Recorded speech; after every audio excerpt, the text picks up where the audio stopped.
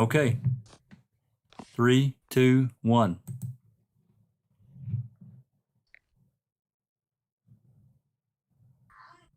Welcome to the Foul Play YouTube channel. Hello, everyone. Welcome to another edition, episode 10 of the Open Mic. Today we're discussing the murder in a small town case with Jody Jones and Luke Mitchell. Just a few reminders. We'll catch up just quickly about the case, and for everyone that's now joining us. I do want to throw out, there's going to be both sides of this polarizing argument about, the case. No matter which way we turn, there's always that thing. It's a very sad case for, Jody, and she was murdered in a really horrible fashion. Somebody attacked her and really did a lot of damage. So let's remember her and her family. They took a huge loss, no matter how we look at it. Keep that in mind in your comments and your debates and so forth. And then, of course, we have Luke, that many of us feel is wrongly convicted. And, we don't have all the information. We have quite a bit. We've, gotten a lot of information from Dr. Sandra Lean. She's been the champion that's come out of this from that area. She's taken a lot of heat for it too, but she's been kind of the champion in trying to get information pushed forward of what happened, what really went on, why did this happen to this young 14-year-old boy. And this is not to take away from what happened to Jody, because that's terrible. But at the same time, is this justice? Is this justice for her? Is this justice for Luke? He says he didn't do it. And from everything that I've seen, and many of us have seen, we question the process. We're not investigators. We're not, lawyers or policemen, but we're people of interest in seeing these kinds of cases and wondering, how does this really happen? How does it transpire? So let's keep that in mind as we go through and talk about this. So with that said, last week, I do want to throw out Alice reminded me to say that Happy Mother's Day for the ladies over there. That happened. That is today. So Happy Mother's Day from all of us to all of you. Another thing, we have a couple of new YouTube channels that have started up, and our Supermod Catnip will share those links in the comments. So if you could, click on them when you get time and sub them and see what they got to say. The more information out there, the better. So with that said, moving on to what we covered last week was actually quite a bit. We covered, basically from the start as far as we could go, really. In a lot of it, we don't have any we can't get legal documents, obviously, because this is another country entirely. So we caught up through many things that we do know, talking about the various other suspects in the case, the moped boys, and all this other stuff. So I think we've probably done as much of that as we possibly can. If anybody has information or wants to talk about anything more that they've learned, hey, that's great. Speak up and let me know, and we'll do it. But today, Dr. Silkman put together a pretty good, nice list. I'm going to put it up here so everybody can see. And we're going to go through this list and kind of take it apart. So with that said, Doc, if you're ready, that'll pop in there just any time now. And I can zoom in and if I can read these if you want, if it's harder or easier well, you've got the list, so I don't have to. But for those that, I'll zoom this up a little bit. Go ahead, Doc. Yeah, if you could read it, that'd be awesome, and we can discuss the points as well. I've got the list on my mobile phone, but it's actually quite small. Okay. If you could read it out and zoom it for our audience, that'd be awesome. Yeah. Could you make it bigger, Jax? You need it bigger than that? Yeah. Okay. There you go. Okay. Thank you. So this first one says, it's number 92. Against that background, the advocate deputy set out 20 amicals of circumstantial evidence on the basis of which he submitted the jury was entitled to convict. And that's the first thing you got highlighted. I can continue. Many of these have been outlined in the summary of the Crown case above. However, he expanded on the facts and on the inferences which he contended could legitimately be drawn from the case as presented by the Crown. Number one, the deceased had told her mother that she was going to meet the appellant and he had left a home around about 1650. Two, the appellant had called the speaking clock at 1654 at a time in when it could be inferred he was out of his house. Now that's number two. That's highlighted. Do you want me to stop there or do you want me to continue? I reckon we can stop there. Okay. I could just make a couple of comments. So the reason why I was so interested in this was that essentially this is what the Crown or the state put together as firm evidence against Luke having killed Jody. And what I find very interesting is that in a lot of the points that were raised here, it's purely circumstantial. So I thought it was very interesting that we can have a look at these points and discuss them and maybe even get audience participation in what they feel, because this is sort of like the points that were discussed during the trial to convict Luke. And so if we have a look at point number one, right? So it says here, point number one, I'll read it, I've got it in front of me. The deceased, obviously talking about Jody Jones, had told her mother that she was going to meet the appellant, which is obviously Luke, and had left home at about 1650. So that's 4:50 p.m. in the afternoon. Yep. Now, I think what the Crown is obviously trying to do is to set up the scenario that Jody was going to meet Luke, right? So I don't see anything potentially nefarious in that. I mean, Luke was Jody's boyfriend. I think they had been seeing each other for about 4 or 5 months, and so my understanding was that Jody was grounded on that day. She was actually grounded, and her mother lifted the grounding that very day. So obviously, Jody had got into contact with Luke to meet up with him. So Jody's mum had actually lifted the grounding on that very, very day. So, I don't see anything nefarious with point number one. Basically, Jody had told her mum, and her mother gave her permission to see Luke, that they were going to meet up at some stage. So, Okay.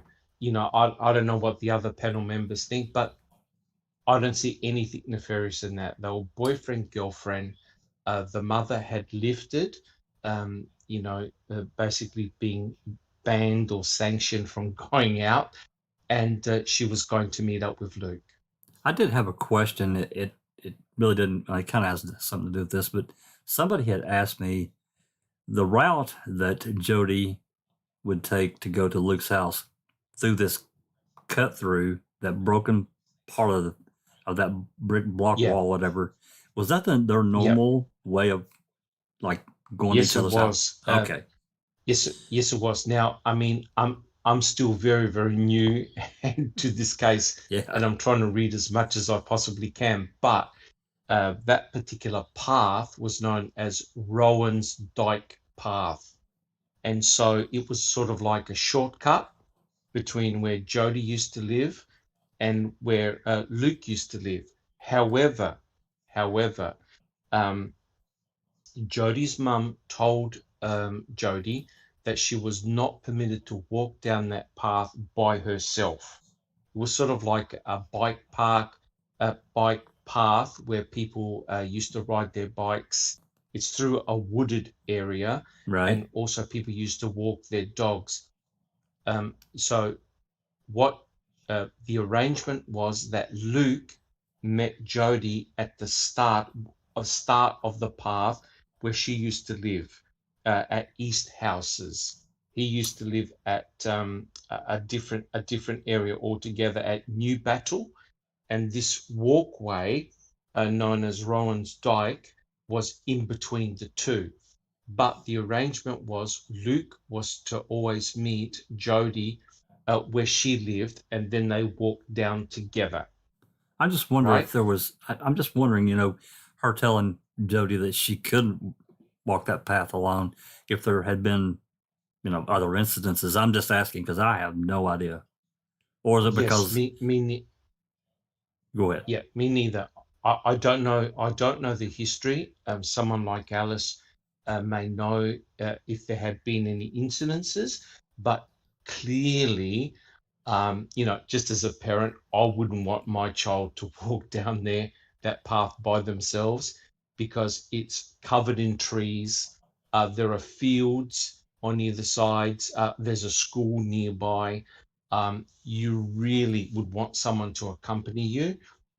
That's what I would do as well. And so they had the arrangement in place that Luke would meet Jody at the start of the East Houses end, and they would walk down together. But my understanding was that they were Jody and Luke were going to be around the East Houses area.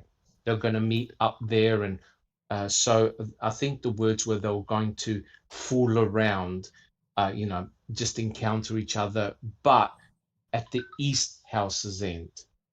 So my understanding was that Luke was waiting for Jody to appear. Okay. So, yeah, then that brings us to, the point two, the appellant had called the speaking clock at 16:54, at which time it could be inferred he was out of his house. Yeah. Well, yeah. I mean, from my reading and understanding, the Crown really played that up because what they were trying to infer was that Luke wasn't at home. Remember, his alibi was that he was at home cooking dinner for his mum. And so the mere factor that Luke had called the so-called speaking clock, and the speaking clock, for those who don't know, is you dial a certain number and it tells you the exact time. On your here in the States, we called it calling time and temp. Yes, I have a question about that. I mean, all cell phones have the time on them. That's correct. Why would he need to call the speaking clock? Yeah, that I don't know. I mean, if Crown, I don't know. Yeah, I don't know. But the Crown made a big deal about that because what they're obviously trying to do is to try and weaken his potential alibi, because Luke and his mother, Corinne, said that, oh, no, Luke was home cooking dinner because that was one of his chores. But the mere fact that he called, and he did call the speaking clock because, all the numbers are registered so they can check the phone records. He did call the speaking clock. And here we called it time and temp. Maybe he wanted the temperature. Yeah. That I don't know. I don't know in whether in Scotland, maybe Alice would know, whether by calling the speaking clock it only tells you the time or whether it tells you any other information. That I don't know. I know in Australia, if you call the speaking clock, it'll tell you the exact time. Yeah, it's exactly the same here. It was a number, you could press 1, 2, 3 on your house phone and you would get a speaking clock and it would give you the exact time to the exact minute to the exact second. So that if your clock was off in your house or your phone or whatever, you could phone the speaking clock and get the exact time, the exact second, the exact minutes from the speaking clock. Correct. There's just one point I want to point out, guys, and that was that Jody's mobile phone was broken, right? So she didn't have her mobile phone with her. She used her mum's phone to do, I think, a couple of text calls between herself and also with Luke. So Okay. her mobile phone was broken. So people might say, oh, look, what about checking her mobile record and things like that? No, my understanding was that her mobile phone was broken. Okay. So, okay.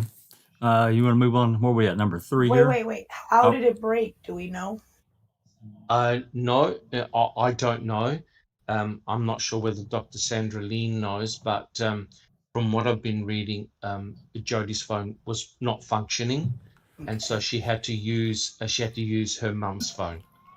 In fact, she did use her mum's phone to text Luke, and Luke responded by texting back. And the frustrating thing is that, again, from what I've been reading, those text messages have been deleted. We don't know the context of what those text messages were. Wow. Yeah, there was when Jody didn't turn up after a curfew, her mum sent a text message that was meant for Jody to, I think it was Luke's phone, saying, right, that's it, you get home, you're grounded for another 2 weeks or whatever. And that's correct. when Luke phoned Jody's mum and told Jody's mum, what are you talking about? She never turned up. And that's when it all kicked off with trying to find out what happened to her. Correct. Yeah. Okay. We're ready to move on to number 3 here, I think we're at? Yeah. Okay. Number 3. The appellant had been seen at the east end of Ron's Dock Path at about 16:55 with a young female who, it could be inferred, was the deceased. So I'm thinking everybody wants to talk about that a little bit. Yeah, that's a big one. Does anybody else want to have a comment on that one? Well, now go ahead. I was going to say this is absolutely a crucial point. And this came from this so-called eyewitness that was driving by, correct? That's correct. That's Andrina Bryson who made that observation. Could not point him out in court. Right? That's correct. That is correct. Yep. In court, she couldn't point out to Luke, despite having seen pictures of him, on the media, newspapers, and she only caught the female from behind. And some of her descriptions not 100% correct, but the Crown, this is critical for the Crown because the Crown is arguing that was indeed Luke and Jody seen at the East Point. So, because what the Crown's trying to do is establish a chronology and a timeline. So if that observation is actually not Luke or Jody, then that throws everything out of the water, because what the Crown are trying to say is that the murder took place at a specific time, I think around 5:15. In actual fact, the time of Jody's death was not established, right? They didn't do any forensic testing to determine the actual time of death. They worked it out at approximately 5:15, but no one's 100% sure, guys.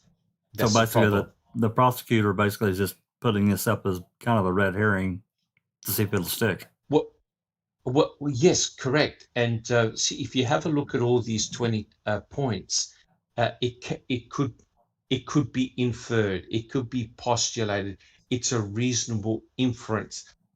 There's nothing that's 100% concrete.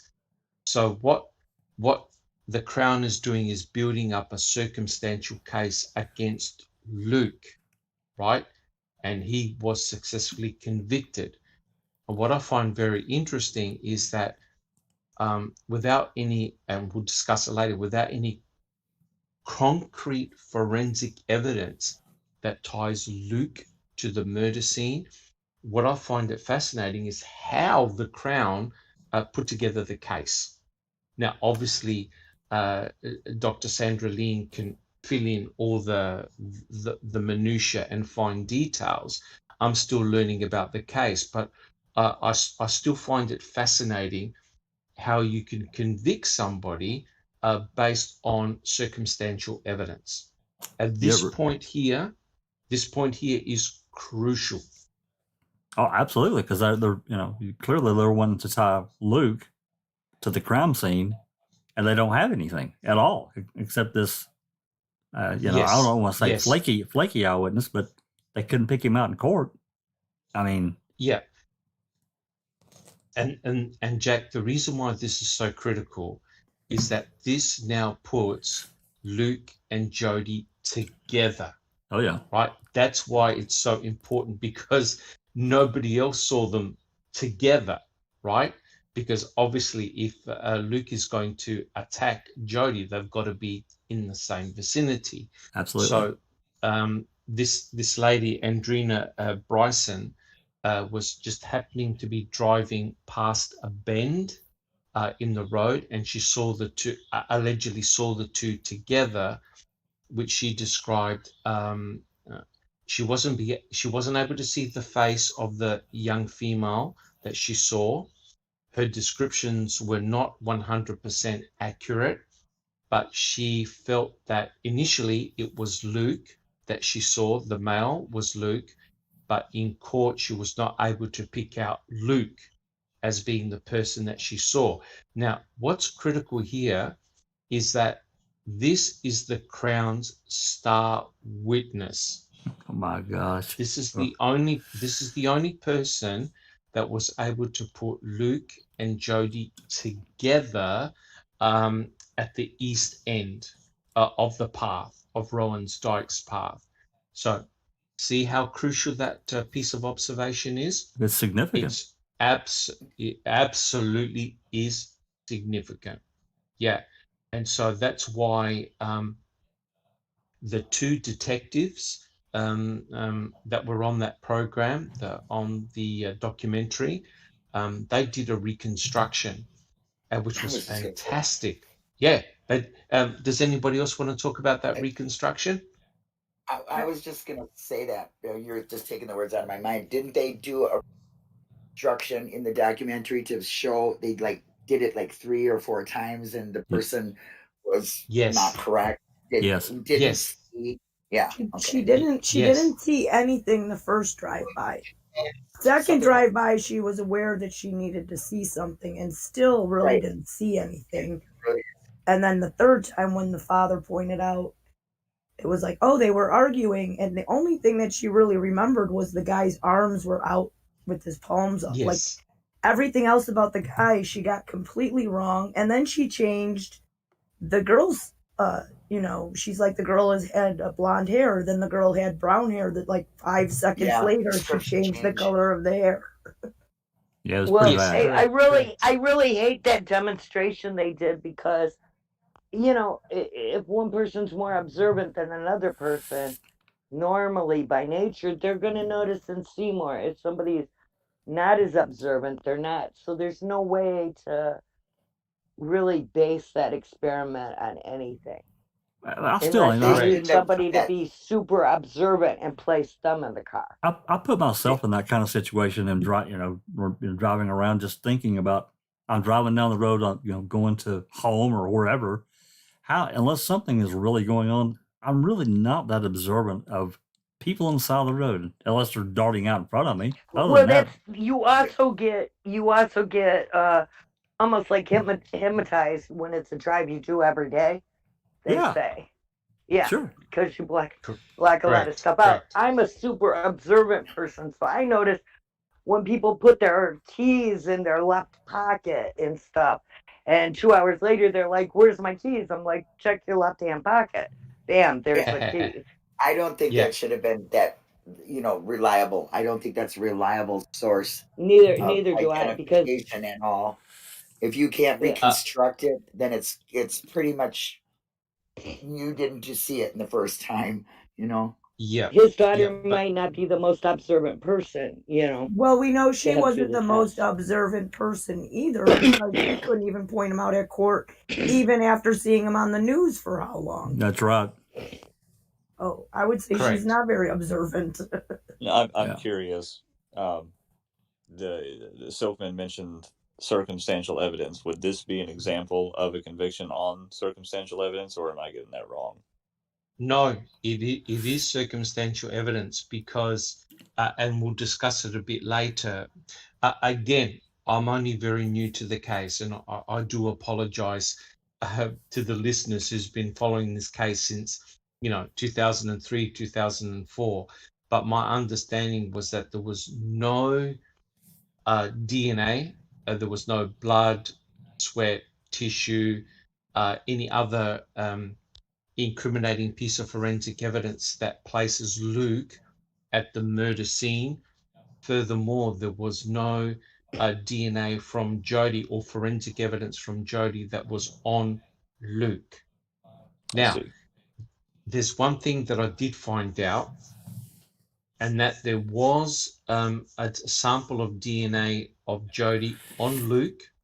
There was a sample of DNA from Luke on Jody, but the defense and the Crown basically got together and said, oh, that's because they were having a sexual relationship, and that would be expected. So they basically discounted that exchange of DNA as being normal, as in there was nothing that was incriminating and stood out. So I basically, didn't even know. they stipulated in Yeah, court that it's like they agreed that they this is stipulate- nothing. That correct. They stipulated in court that it was nothing nefarious. They were a sexually active couple, and that was completely normal. So the forensic evidence that they found didn't point to something nefarious, right? So I didn't even realize that. So in terms of incriminating evidence, there was none. So it's all based on circumstantial evidence. So clearly that point there is huge.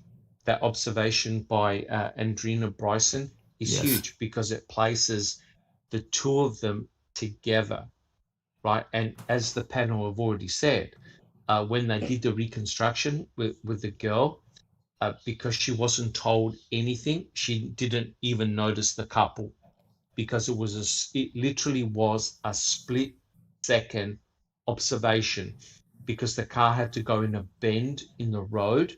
So if you weren't paying attention, you would have completely missed them. And most people that are driving around a curve, they're generally paying attention to the road and not what's off the side of it. I mean, that's correct. That sounds terrible. It does. Well, if you cannot pick out the person in court either, it's just not reliable. It shouldn't have something that they would consider expert witness identification at all. Surprised. They should have just laughed it out. Yes. Well, witnesses are usually the least reliable evidence in any case. That is very true. Correct. That is very true. 36% of wrongful convictions are caused by witness identification. You mean when you're being close-up raped? Oh yes, we saw. Yeah, like we Penny know Bernstein. Exactly. Excellent. Yeah. With Penny Bernstein, her attacker was literally Inches. in her face, inches away from her, and she still got it wrong. Yep. So we know that, you think about it, you're driving in a car and you're going around a bend, and you're not even focusing on your periphery vision, and all of a sudden the Crown is using that as a critical piece of evidence to suggest that both Luke and Jody were together. Jeepers, that's a big one. It's unbelievable. Yeah. I have to wonder as well, for observation purposes, was there a speed limit on that bend that was established? Because that would just play into the not being able to see it Yes, properly. Yeah, there would yes. have been a speed limit on it. 30 I or think something. it's maybe 20 or 30 miles an hour. Yeah, I think that's what Because it it's said. a really sharp bend, you know. When you're going round it, it is a really sharp bend. And I mean, I'm not a driver myself, but I'm sure you'd be concentrating more going round that bend for any other motors coming towards you than you are than what's going on watching two people on the side of a path, you know. Yeah, absolutely. Well, you're The oh, go ahead, Dr. Silkman. Oh, sorry, I was going to say that when they did the reconstruction, the lady driving the car observed all the local speed limits, right? She followed the exact path that Andrina Bryson took that day, the exact same path. So the reconstruction was true and proper, and observing all the correct speeds, because you've got to go around the bend at a certain speed for safety reasons. So the girl did several passes, I think 3 in total. Yeah. And it's true. The first time when she drove around the bend, she did not even notice the couple there. And then the father had to tell her, hey, look to your right, there's going to be such and such. And then she was able to spot the couple because she was told to look for them, right? Right. And even observing them, she got things wrong. Like, for example, they asked her, well, what about the guy? Oh, he was clean shaven. He had a full Yeah. beard. Yeah. He had a full Yeah. beard. That's right. Yeah. You're He saying this also is said like he a had critical. light hair and he had dark hair. Correct. So someone You're even saying- being told, I'm sorry, Linda, That's okay. you know, kind of what to look for, still got it wrong. He's still got it wrong, correct. Yeah. And I would, and Alice would probably have to come into this and say that this probably was a common pathway for people to walk up and down, because there was a school nearby Rowan's path. So it may have been likely a very popular walking area that people met up all the time. So it would be common for people to be in that area anyway. So you're just not really paying that much attention to it at all. You just drive by. Yeah. You know? That is correct. Yeah. So interesting. Okay. Anything more before we move to number 4 here? Everybody all good? Okay. Number 4, he had been seen at about the west end of the path at about 1740 to 45. Number 5, the appellant's conduct from about 1730 was that of a person seeking to put his defense in place, his subsequent explanations of his conduct being demonstrably false. Yeah, I think what they're trying to do is to destroy his alibi, because basically Luke was saying that no, I was home. Yes, he did go out after. He was essentially saying that he was home cooking dinner, and so what the Crown were trying to do was to essentially destroy his alibi. And don't forget, both his brother, I think his brother was called Shane, and his mother, Corinne, were both arrested for, I think, trying to pervert the course of justice. They were both arrested because they were trying to come up with an alibi for Luke. And then during the court trial, both charges were dropped. That's my understanding. So quite clearly, if you're going to attack somebody, you need to destroy their alibi, right? And we know we're doing the Making a Murderer case, right? We're doing the Making a Murderer case, and you can see what exactly right to destroy a person's alibi. 100% correct. Well, right. And on today's live, Sandra Lean said that shortly after 5, he showed up with his friends by where the tire swings are and played with them for a while there. And they said there was absolutely nothing different about his demeanor. No, that's right, BB. You're correct. His mum and that came home. They had dinner.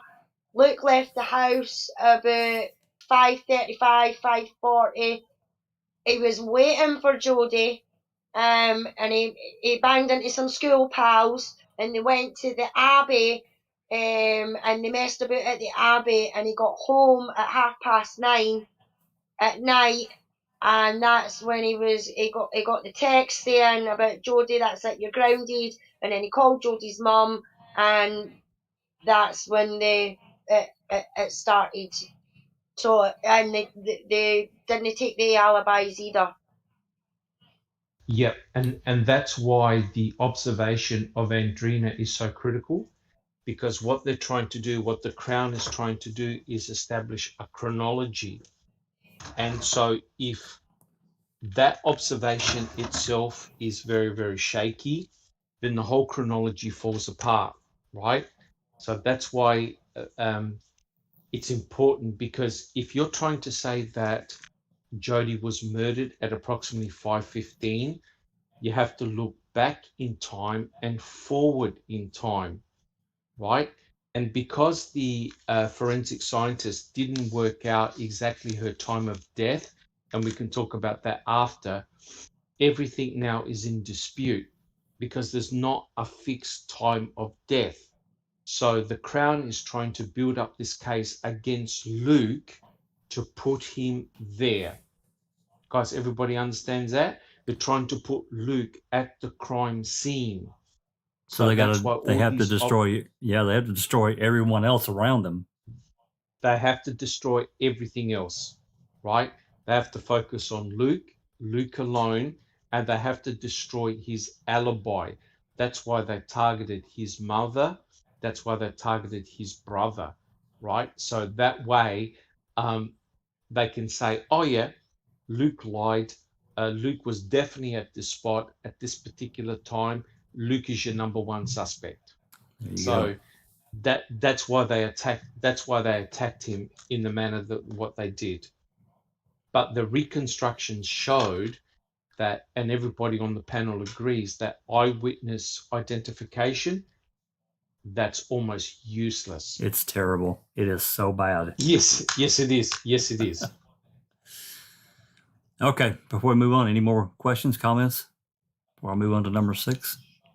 Yeah, there's a comment. Sausage says, I understand that they used the Bryson site because they wanted to place Luke at the East House's end, but a description of the girl was nothing resembling Jody. I have a question.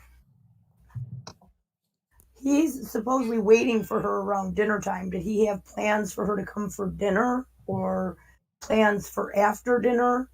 And while he was waiting and ran into his friends and went and hung out, what happened that he stopped waiting for her, that he didn't realize that she never showed up? Like he just got distracted or what?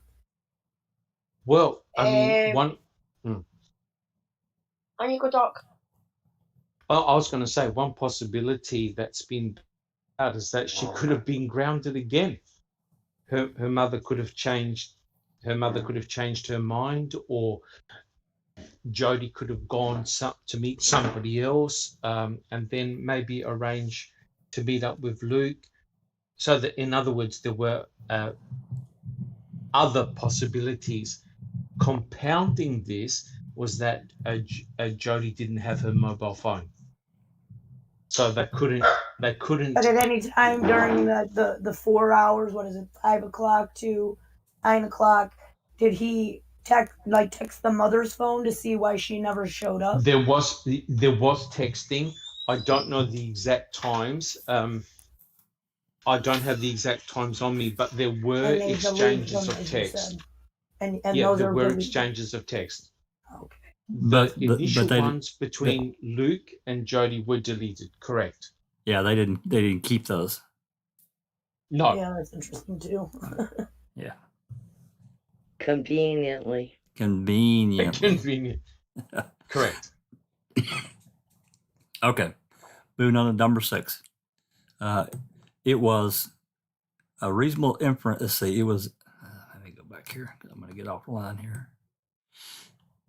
it was a reasonable inference from the appellant's conduct during the search that he already knew where the body was. I got a real problem there. Because these statements changed. Yes, they did. Welcome, Sausage Roll. Do we have did Sausage Roll join us? Yes, she did. Yes. Yeah, she's here. did. Oh, okay. Well, good. Welcome, Sausage Roll. Thanks for coming in. So anyway, Jump right in. Yeah, I have a real problem with that statement because, from what we were told, the Mia, his dog, Luke's dog, was sniffing the air and really kind of, if I remember, pawed up on that broken out area at the put her wall. front paws up on the wall. Yeah. Yeah, and went across because it was a scent dog, a trained scent dog, from my understanding. So yes, it was a tracker dog. It was a tracker dog. And then they changed it to make it like Luke was the first one, not the dog. Well, that's what happened Correct. at trial. But the original statement that I understood from the boyfriend and others that were with them was that the Mia alerted and then went across the wall, and then Luke followed. But then that got left out at trial. Hey, that's a big difference. I mean, that's a big thing to me because it completely changes the narrative in front of a jury. So, but let's remember, I just want to point out that the tracking dog is Luke's dog, correct? Like it is his dog. Yeah, Mia was his dog. His family dog, yeah. Family dog, yeah. Sausage Roll 74 says, I don't think my mic is working, sorry, but made a statement here saying there was also a discrepancy in the timing of her citing the till receipt showed a different time than her bank statement. They used the time on the bank statement to trace back Bronson's movements. I'm not sure what that is. I wish you could get her mic working. I am chat. I understand.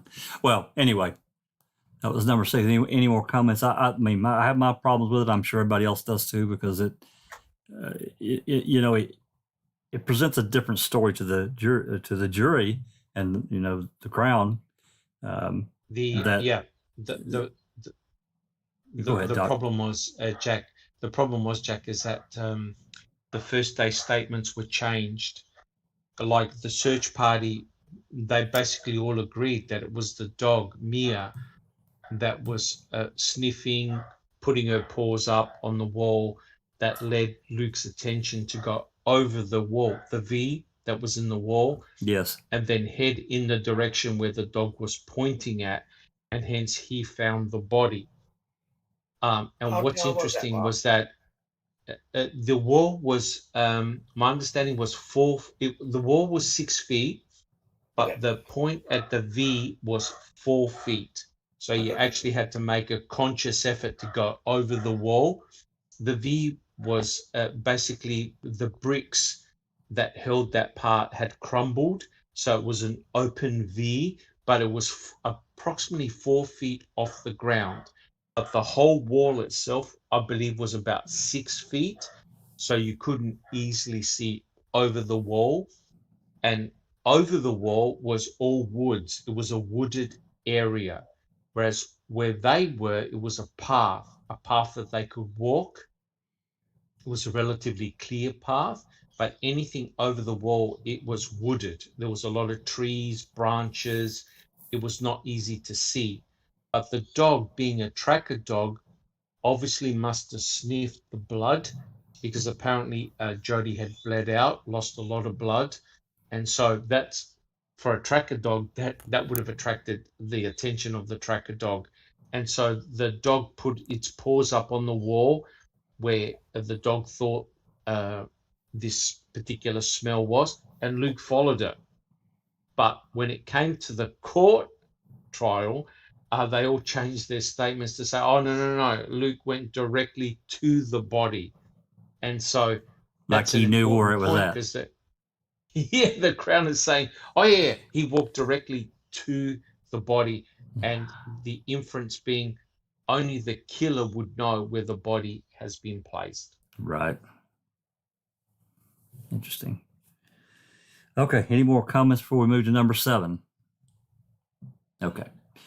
Number 7. In contrast to others, he had shown no sign of emotion when the body was found. I can't speak to that. I don't really think anyone can. I don't know what. I mean, does anyone know if there was anything in any of these statements that could give us any kind of indication? Because I don't have anything.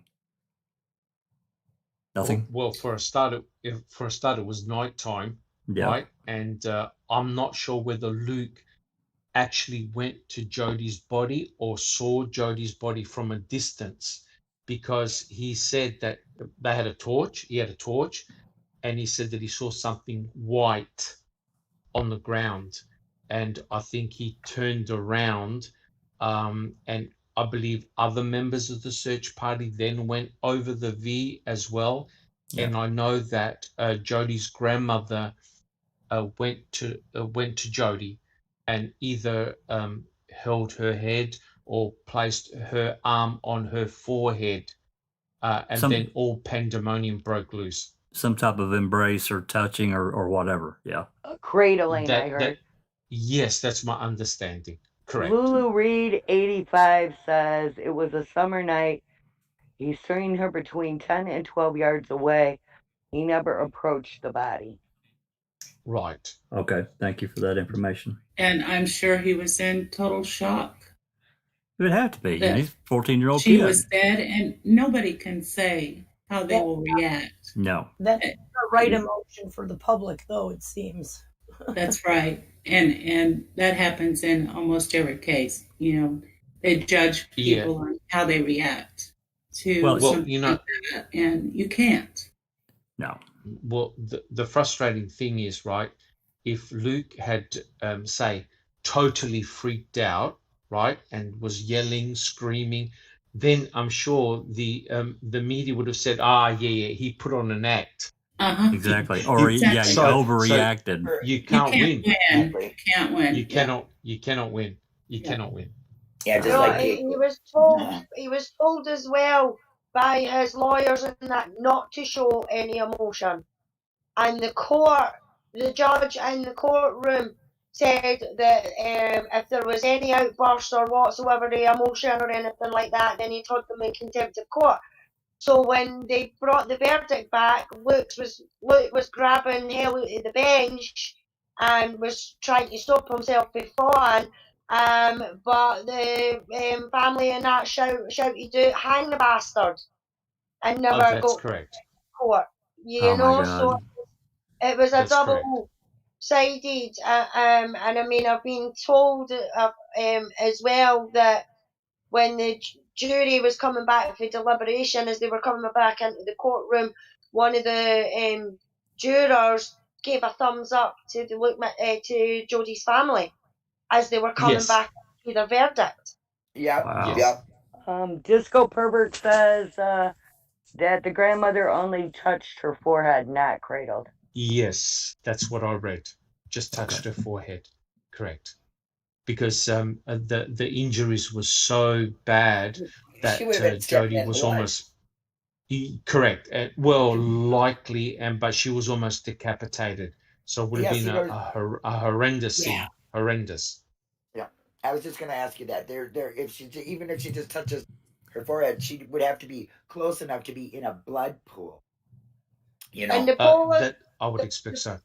Yeah, the police tried to get Luke to go back over the wall as well after he found her, and he wouldn't go back over the wall. They were freaking out apparently, but then all their statements changed. Why would they want him to do that? Well, put it this way: if he goes back over the wall and he's anywhere near the body, he's leaving forensic evidence. Oh, exactly. Okay, gotcha. Exactly. Gotcha. I do understand now. That's interesting. Mm-hmm. Okay. Well, and at some point in time, Extreme it would have set in. He would have, Okay. You know what I mean? Yeah. Well, I find it just funny that all the statements were the same and it just changed at the last minute. I mean, I understand. Yeah, he would have been in extreme shock. Well, I just, you can't win. You can't win with that. This not showing emotion or being emotional. And when an event like this happens, everyone reacts differently, and it doesn't matter what you do. The media depending on who it is, they can spin it. He's already tried by media.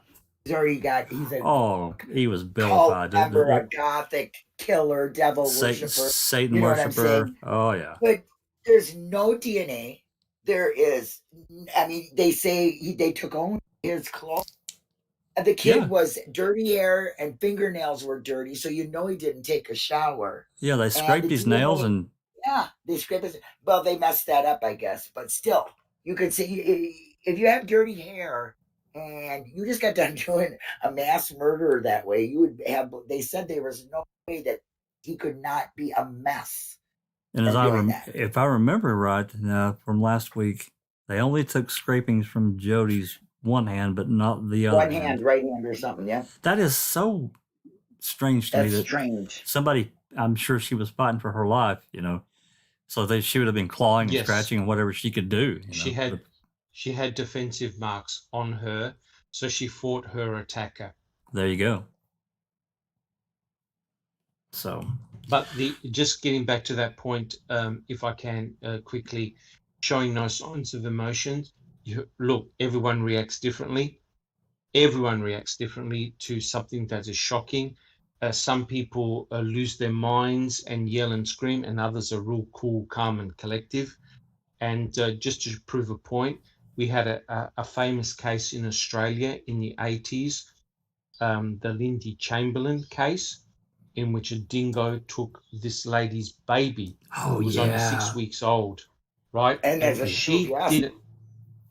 she didn't react in the normal fashion that people expected her to react. She was very cool. She was very calm. And yet the media said, yep, you murdered your baby. You and your husband murdered your baby. And this poor woman ended up in prison, but finally got exonerated. Yeah, she got several years. Yeah. She got put in prison, but then she got exonerated twice. How do you get exonerated twice? Well, because of dodgy forensic evidence.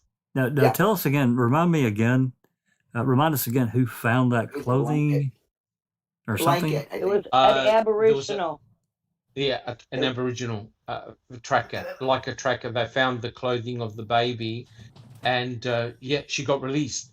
So basically what had happened was that the dingo snatched the baby and obviously took apart the clothing to get to the baby. Sure. They never found the bones or anything like that, but they did find the baby jacket that was buried somewhere in a location where they know that dingoes were at.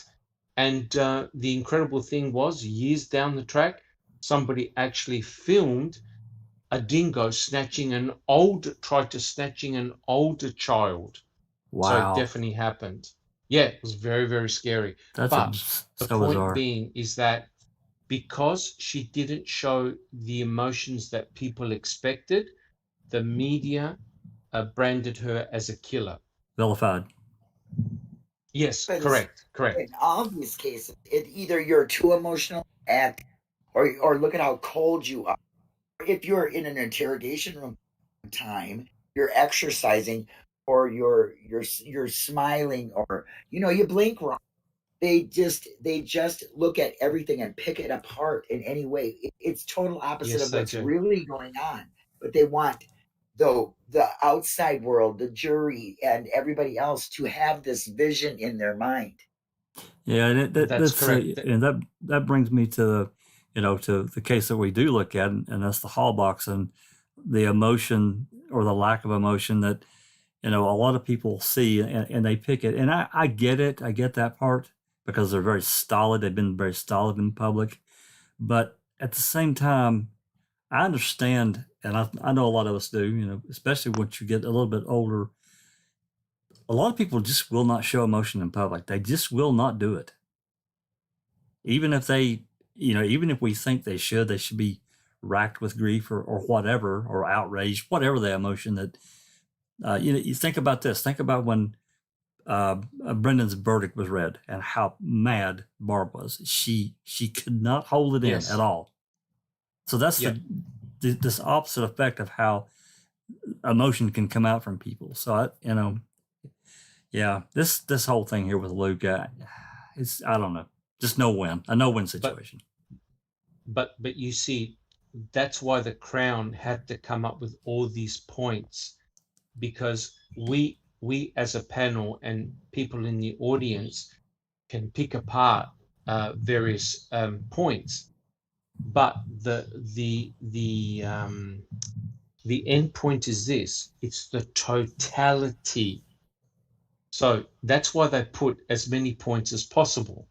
So they've come up with 20 points here, but it's you may argue 4 or 5, but the Crown will say, oh yeah. But it's the totality of those points that point to his guilt. So that's why the Crown will come up with any excuse as possible. You may shoot down 4 or 5 of them, but their argument will be, well, if we look at it in totality, he's guilty. Right. And of course, the media just ran like the wind with it because that sells more papers for them or whatever. The media ran with it, big time.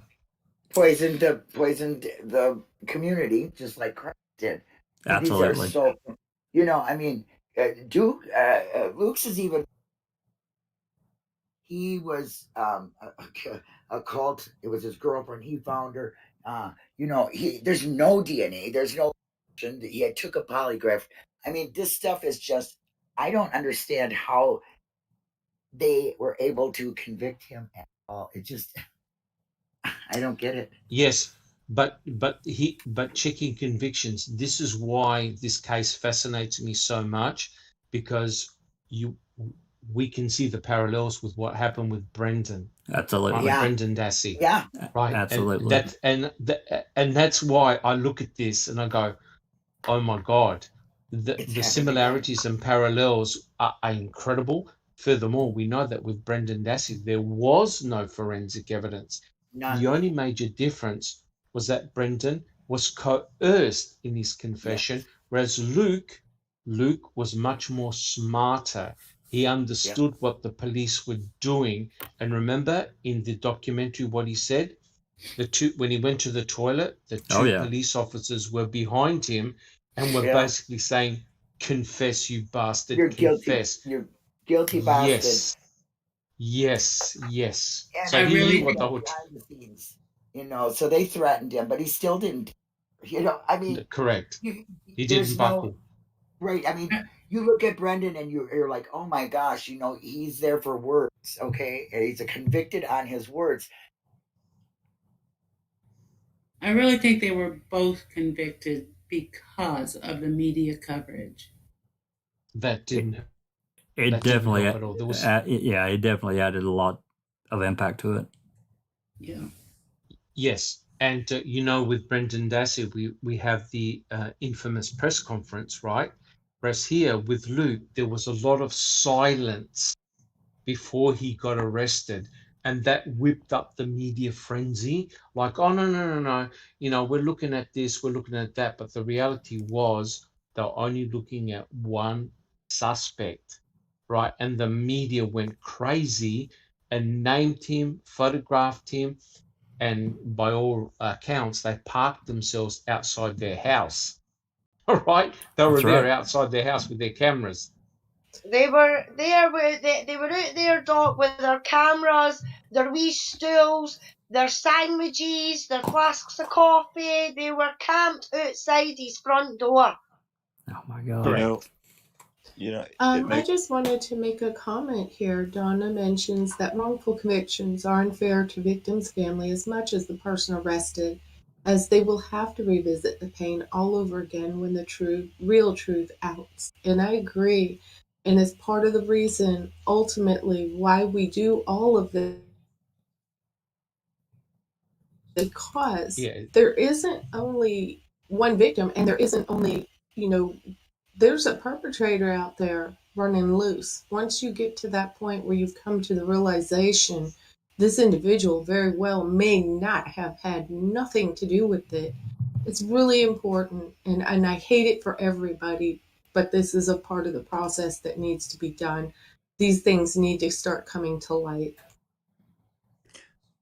It makes me wonder, what you just said sort of builds on my own thought.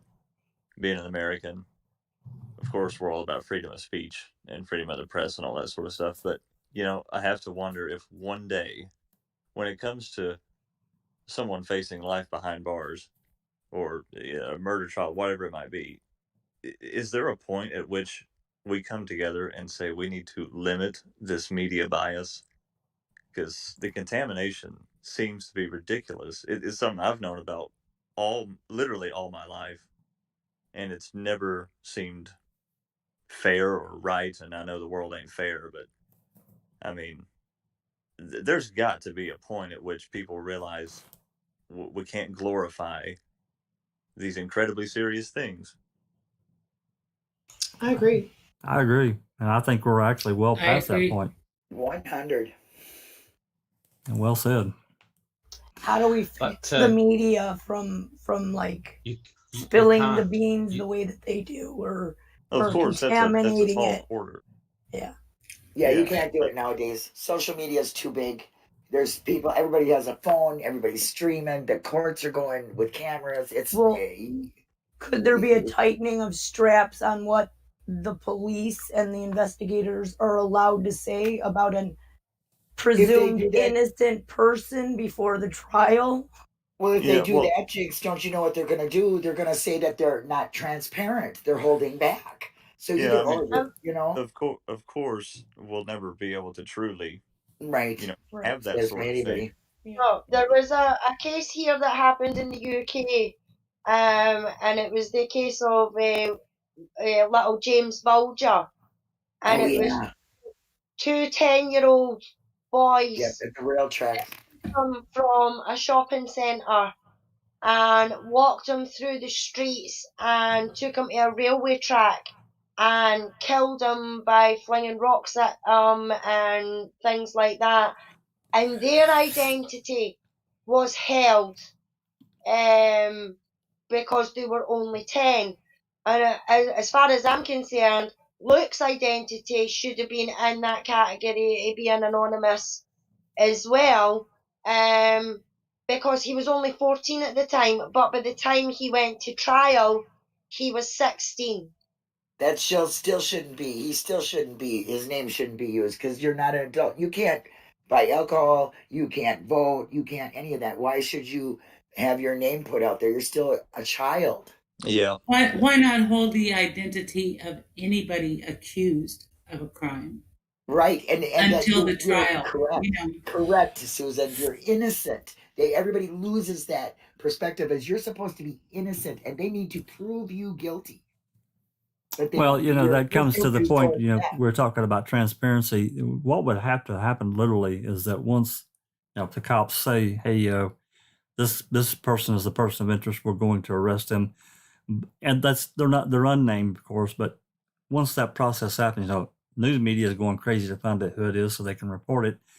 But that process is cut off, and then there has to be an internal whatever mechanism in place that is transparent about what happens behind closed doors. And then once everything's out, then that can be made public.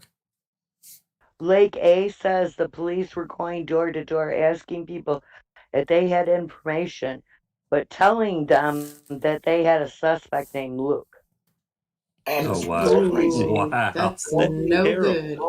Goldie says the media and newspapers shouldn't be able to report on it until after the case. I kind of agree. I don't know about newspapers, but I will tell you this. In the States, we have the biggest problem of there's only a small handful of owners for all of this media. that approve the things that go out, and the reporters are no longer investigative reporters. They're just simply doling out the information they're being given to put out there, and it's all about, getting the most people to their television broadcast. It's not about the truth anymore. Money, making money. What's the most sensational thing? Right. That's right. Most of the good investigative reporters are almost independent now. They don't own because these big media, like you said, these big media conglomerates, they want control of what these reporters say. And that's encouraging all of this misinformation. Scotland, I don't know if you can hear me. We can. Yes. We got Finally. Brilliant. I am sausage. We recently had a case. Hopefully Alice can remember the victim's name because I feel really bad that I can't. But it was a 15-year-old boy that actually murdered a young girl. I think she was maybe about 3 or 4. But they weren't allowed to name the boy until he turned 16 or until he was convicted. Well, even Donna says that their name should not be released, but only to the judge because he's underage. Yeah, I know what case you're on about, sausage. I remember that case, but my memory's as bad as yours, and I can't think for the life of me what the laddie's name was. But I remember his name got held back as well. That's right. So they pick and choose.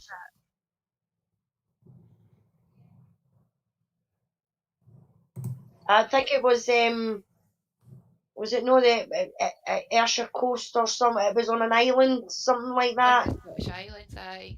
Aye. And, I remember but the comments were getting deleted and things. Yeah. He had a lot of protection until he was convicted, until he turned 16. That's right. It's a shame that Luke didn't have that. Exactly. But the main problem though is that there are representatives of the police force and the media that feed each other.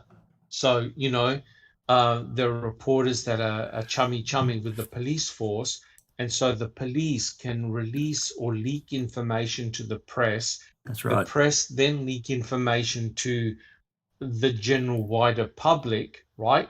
Because often in a lot of investigations, the media or the police through the media will release a photo, an image, and say, look, can you please help identify the killer, etc., etc. So the media and the police work hand in hand. So therefore, how can you control the media? The answer is you cannot. You cannot. That's a problem. Because if they say, oh, Jody, she was meant to have met her boyfriend. Well, the school is actually very, very close. It wouldn't have taken people too long to work out who Jody's boyfriend was. Oh, they would have known immediately. That name would have eventually been leaked, and you can imagine the families in the community talking amongst each other. Luke would have been put in the spotlight very, very quickly. So, it's a double tragedy in that regard. I think they're saying, if I'm not wrong here, the victim was Alicia McPhail. Aye. Yeah. Alicia McPhail, and it happened on the it happened in Orkney. Yeah. Okay. Fine. Okay.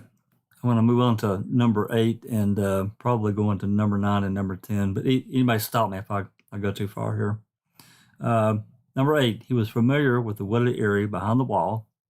Number 9, the deceased had gone with someone she knew, there being no sign of a struggle on the path of the wall, nor of a sexual assault. Number 10, he had been able to describe a distinctive hair fastening which the deceased had been wearing, it not being readily visible when the body was found. I'll stop there. Any comments? And where is that hair tie? Well, can I say, first of all, when I walked to school in junior high, I would cut through these woods, and there was always inevitably a small group of people that were skipping school, sitting on a log out there in the woods, and it was a common trail we used. And I carried on and went to school. So I knew a lot of people, even though I didn't hang with them, I knew them, you know, so she could have happened upon anybody there that she probably knew or at least was familiar with. I'm going to back up here. 5 o'clock is that in that time frame at that time of year was dark, right? It were dim, heading past, sundown, twilight. No. The 30th of June. July then, right? The 30th of June would have been a summer's night, and it wouldn't have started getting dark until about 9-10 o'clock. Okay. Close to the longest day of the year. Yeah. Yeah. Okay. So this took place during the day? It is here in the States then, too, about that time of year. Yeah. Yeah. It took place at night, checking convictions. It took place at night, but it was still light outside. Okay. It's in our winter. When it's our winter, it starts getting dark, and it can be pitch black here by 5 o'clock at night. Okay. Yeah. Okay, thank you. But during the summer, it doesn't start getting like pitch black at night until maybe between 9 and 10 o'clock at night.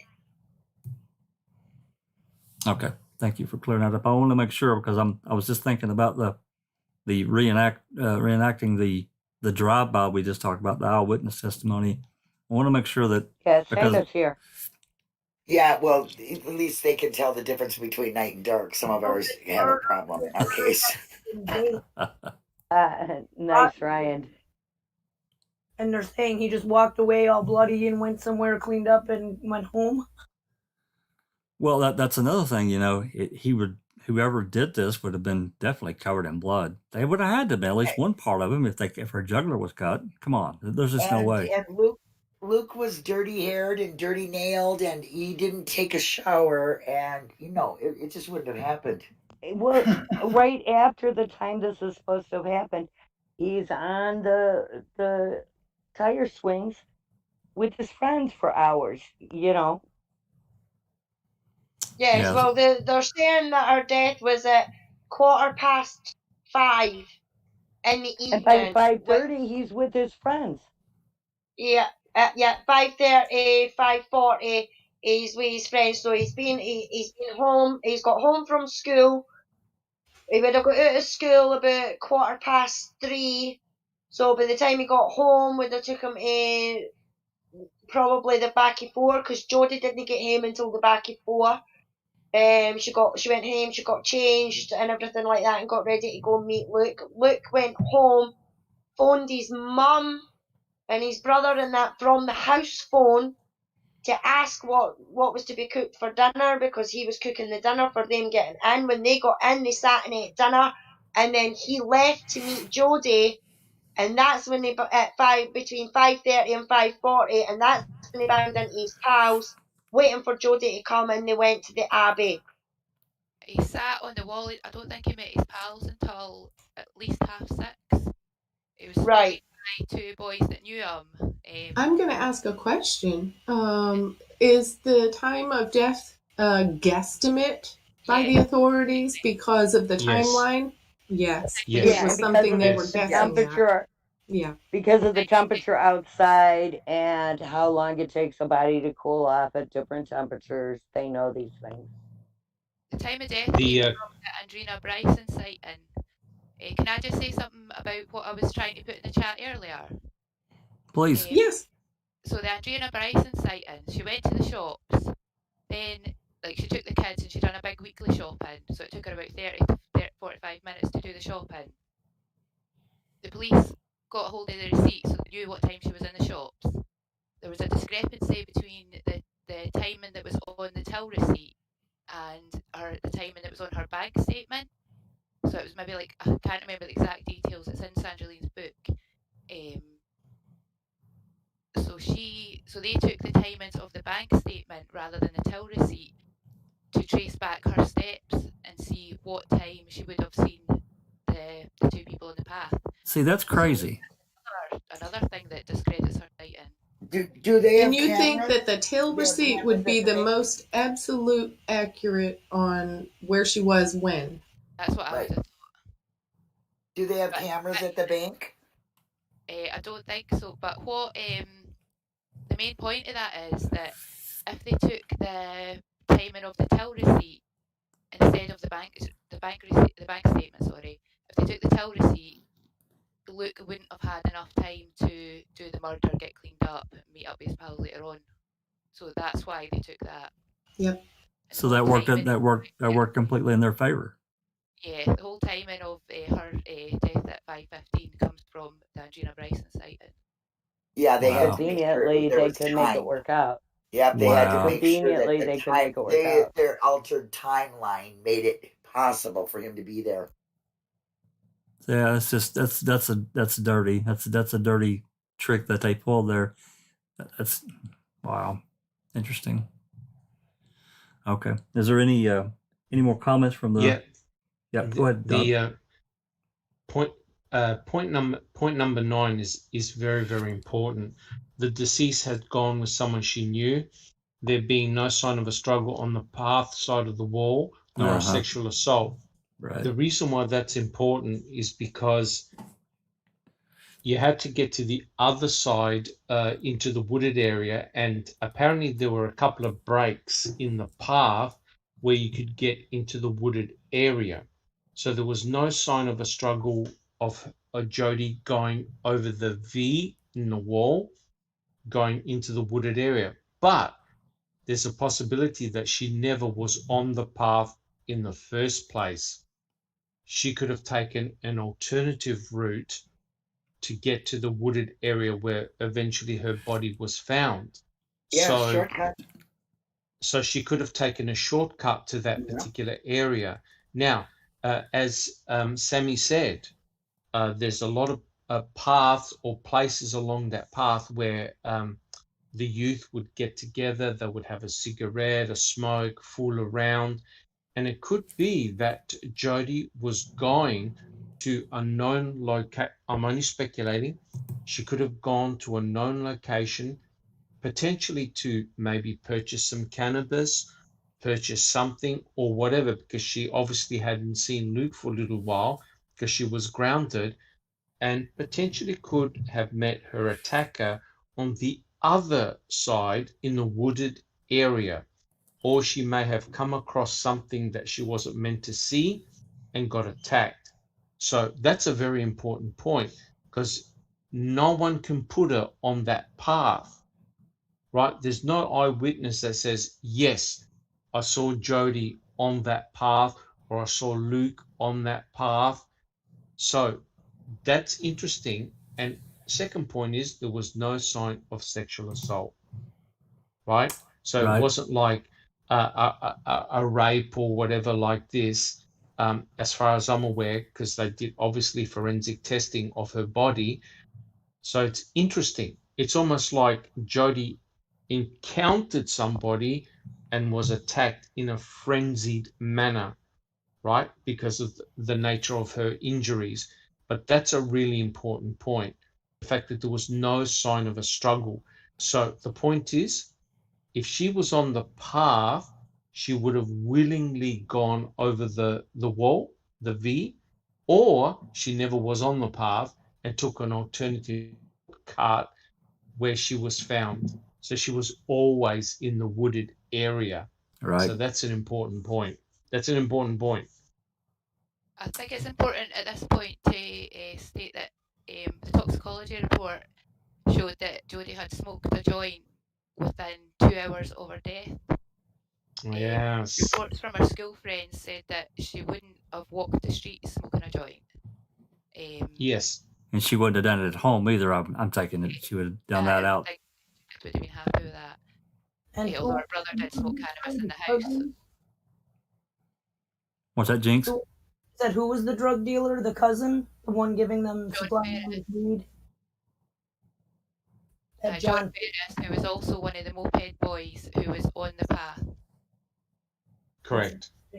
So there was 3 people on the path that day at that time. So there was can't remember his name, but there was a witness who was riding his bike on the path. It was him that everywhere. a strangling noise over the wall. And then there was John Ferris and Gordon Dickey, who John Ferris was Jody's cousin. Right. So the crime scene was filled with other people, correct? Yeah, well, a few. Okay, so that's kind of like Dolly Bertier, same thing. You get people everywhere. Well, we think we're trying. The Crown has really kind of already done it to me too, because they're trying to nail her time of her death, around 5:15 or 5:30, and so I'm thinking in my mind, but we don't know that, and now they're saying that she had had some grass, had some marijuana, within 2 hours of her death. So, I don't know, but it's. Go ahead, Doc. Well, that's significant. That's significant because if they did, which they did a toxicology report. I don't know what the level of the cannabis was in her blood, but you see, if she smoked a joint, then that completely throws the timeline out. Well, this so to me too. Yes, she would have had to have smoked a joint to get the level of cannabis in her blood high enough to read. So if that's the case, when did she smoke the joint? She couldn't have been dead by 5:15. It doesn't make any sense. It doesn't work. You see, it now moves the timeline and completely exonerates Luke, right? Because she would have had to have smoked the joint first at some stage to get the level of cannabis in her blood so they can measure it. And right? who with her when she smoked that joint? I would like to know that. 2 hours. Well, isn't it interesting? Isn't it? And Sausage Roll mentioned that the moped boys, John Farris and Gordon Dickey, their moped was found, allegedly at the V, but they were nowhere in sight. So could it possibly be that Jody had met up with her cousin to buy cannabis? Smoked a joint? Smoked a joint. Is it possible? That's interesting. It was also said in the newspaper that I read about the moped boys and him when he was on the stand that he did sell them drugs, pot, and that Luke still owed him money, and that yes, he was supposed to be meeting also Jody's brother that night too, Joseph. So right, I thought that was curious. Also, like what happened? Why didn't they meet up with him? And speaking of Jody's brother, now didn't he have? Correct me if I'm wrong, guys, but didn't he have a mental health issue going on of some type? Yeah, I don't know too much about the family yet. I think. Alice, Sausage Roll, can you? That's right. According to Sandra Lean, everything that I say goes by the Sandra Lean, what she's put out, because that's basically all that anybody has right now.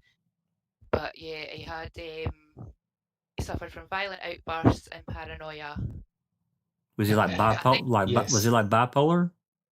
I don't know a diagnosis. I can't say that, but from what I can gather, reading between the lines, it was cannabis-induced psychosis. Interesting. As well, yeah. Interesting. But you see now that now puts an alternative scenario in place, right? Yeah. You have the moped boys, you have the moped near the opening of the wall. Yep. And that was, I believe, observed at approximately 5 o'clock. That's very close to the time in which the official time of death of Jody, around 5:15. The moped boys don't come make contact with the police until 5 or so days later. And John Ferris, he cut off his hair. Chopped his hair off. He's the one that chopped off all his hair. And they asked him in court, why did you cut your hair off? And he goes, I don't like brown curly hair. So he changed his appearance. And think about it. He's the one that sells cannabis to his cousin Jody and to her boyfriend Luke, right? So you've got potentially a drug dealer selling cannabis, and well, in the same time frame, Jody's reported dead at approximately 5:15, and the moped boys go missing for 5 days. Where have we heard that 5 days before, Well, guys? yeah, you have 5 days to clean up. 5 days to clean up. Correct. I Well, didn't mean to laugh, but it's ridiculous how, it is. It's just simply crazy. Well, then this toxicology report, though, that it's really interesting because if they're saying this 2 hours, she smoked it within 2 hours of her death, to me that alters a lot of things that they're trying to present and say, oh, well, she was killed at 5:15, 5:30. That doesn't work. Not for me. Correct. Because that means that she was smoking a joint at around 3 o'clock, right? So is she smoking a joint now at school or Exactly. on her way home?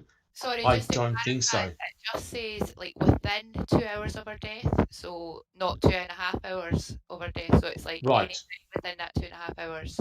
So like she could have Okay. literally smoked a joint and then been murdered, basically. Yeah, Just Right. correct. within 2 hours.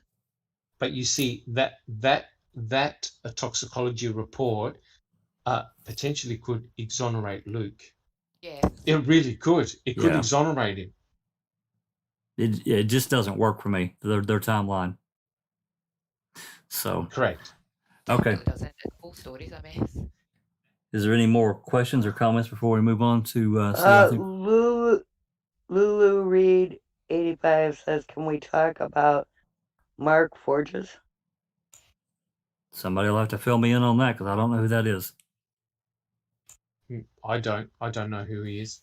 Sausage Roll or Alice, you guys Is have that any? the guy that passed away now? No, that's Mark Mark Kane. Kane. That's Mark Okay. Kane. Okay. They'll have to give us some more information before we can dive off into Mark Forges. I don't know who that is. I'd love to talk about him. So maybe we can get somebody can get us some information and we can get that out there. So Is that something they would know about? Because Lulu Reed seems to be quite up to date with the case with what they're putting in the chat. well, hopefully they can fill us in a little bit more in the chat. Go ahead, Doc. But also, Dr. Sandra Lean warned that there are some names that we're not allowed to mention because of the impending case. Okay. So we've got to be careful who we actually talk about. I haven't heard of that name before.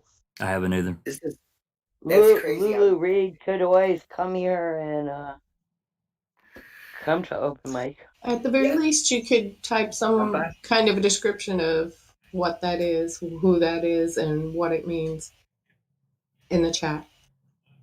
Yeah, because it's no name I recognise. Okay. Interesting. I see we've got Nosies joined us in the chat as well. But anyway, before we move on, if there's no more questions, I'm going to move on to number 11. He had been able to name the type of tree near which the body was found, though this would have been difficult in the dark. It wasn't. Well, what do you make of that, right? If a tree is distinctive, if a tree is distinctive, you can name it. Well, he's been there before. He's been there a million times, probably. Spent time there before. Luke was an outdoorsy person. He enjoyed camping and stuff like that. Like his mum had a caravan shop and they sold accessories and that. They went camping a lot, I think. As far as I know, that's what I make out. In a forest of pines, I could call out a pine. Well, I know that my partner, when we go for a walk, like we like kind of forage for mushrooms. Don't actually pick them, just like to kind of see what they are, and he can tell the trees. I can't. Well, it just seems like piling onto me or something. Something that's completely useless. Okay, moving on. Number 12. His description of her clothing implied that he had seen her that day later than at school. It's an implication, inferred. It's the same thing to me. Number 13. This is interesting here. He had a jacket which later mysteriously disappeared, which broadly matched that worn by the young man identified at each end of the path. He wants to take that one about number 13 here. Okay, well, that jacket that they're talking about wasn't bought for him until after they took his clothes. Well, they took his regular jacket, right? Am I right there? They took his clothes. He did not have a jacket, so his mom and him went out and got a new jacket. So that's what they're talking about. Why? No. With that one, when he was out with the dog, and Sausage can help me here. When he was out with the dog, he had what was called a bomber jacket. Okay. But when Wallace took all his clothes, which he had on when they arrested him with the dog and everything like that, then they went to his house and they took every bit of clothing that laddie had. So he had no clothes left. And the Parker jacket that everybody's got a hoo-ha about was the one that was bought after Jody's death, because he had no clothes, so his mum took him shopping for new clothes, and the Parker jacket, not the bomber jacket, the Parker jacket was bought after the death, and they had receipts to prove it. Okay. If I may, the one thing that pisses me off about that is the use of the word broad. I think that's silly. More piling on. So, okay. Well, we know that they took all of his clothing anyway, so it's really kind of ridiculous. I'd just like to say here that there was no mention of a Parker jacket at all in the case files, apart from Rosemary Walsh's statement saying it could have been a Parker, describing an individual that she'd seen on New Battle Road. That's interesting. So more adjusting statements here. Yeah, I put a big bit about that in the Discord chat. I had a wee rant last night. Oh yeah, I've got that link. I'm going to pull it up here shortly about that detective. Yeah, we can. You can talk about that a little bit. I didn't read the entire article, but from what I'm being told and what the comments in the Discord chat, that there's a lot of mistakes or a lot of fallacies in this article. So we'll get to it and you can talk about it. So if there's no more questions. Basically, the police didn't know about the Parker until after he had bought the new Parker. See, that's interesting, and it's terrible. Well, I just want to make a quick comment.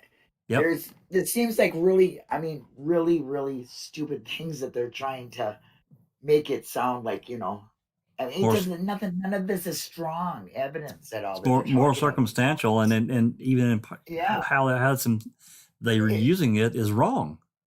Right. Well, they're just grasping at straws any which way they can, and more of it Correct. is their own opinion rather than straight evidence. Well, that explains why there are 20 points, because they know that the case is extremely weak. So they've got to put a lot of points together, because remember, it's, as Ken Kratz used to say, it's the totality of the evidence. So even though you can shoot down 5 or 6 points as being completely trivial, at the end of the day, it's the totality that got him convicted, right? But as we're going through the panel, as a panel, we can see that we can completely destroy a lot of these points as being just absolutely trivial. Absolutely. Yeah. I'm just going to read that little bit about the Parker because it'll take 2 seconds. It says that the search of Luke's mother's house was conducted on July the 4th and his father's house was searched on August the 14th. On August the 14th, Luke was in Dalkeith police station being questioned about a German army shirt, which was actually in the police possession at the time, and receipts were given to the police proving that it was bought after the murder. The only mention of a Parker jacket before Luke was pictured in the newspapers wearing one was from Rosemary Walsh, who, in describing the clothing of an individual she'd seen, said it could have been a Parker. Wow. There you go. There was also a witness, I think he was a shopkeeper, who had said he seen Luke wearing a Parker, and on the stand he was asked how does he know about the Parker and that, and he said from the news and the murder and everything. So he's obviously been influenced by the news and the media, and he's seen Luke wearing a Parker, and he's went forward to say that he's seen Luke wearing a Parker. Now there you go with more media influence. As far as I'm concerned, the Parker is like a non-issue. It is. It's completely a non-issue. I agree. Okay, moving on. Number 14. The log burner at his home that evening had been used, giving off an unusual smell. Anyone? Comments? I don't really know anything about this. I don't even know what to say. Well, basically, with that one there, the accusation is that Corrine, Luke's mother, took his clothing that he was wearing, covered in blood, and burnt them, right? But the problem was that it didn't make any sense because they took the log burner and they forensically tested it, and there was no sign of clothes in the ashes. Well, it's somewhere in Sandra's stuff or somewhere. I heard that it was actually somebody kitty corner across the alley or something from her. Correct. That was correct. There was burning somebody. stuff. Yeah. Yes, there was someone in the neighborhood that was And burning. somebody got Another thing confused. shot. The newspapers put out an article saying the mother of a suspect was burning clothes in Newton Grange, which is it's like literally the neighbouring town of Keith. It's literally just outside. And that kind of stuck in people's minds. Like, I remember at the time hearing that, you know, when a news story comes out and you discuss it with people, like you say, did you see that in the newspaper? And people were, like you say, oh, I heard his mum was burning his clothes. Somebody else said to me, no, that's not right. It was in the newspaper. It was Newton Grange. And then it was forgotten about. But it just seems to have stuck in people's minds. You know, I kind of would like to mention also that this burner everybody's talking about sounds like it is no larger than a freaking hibachi portable grill base.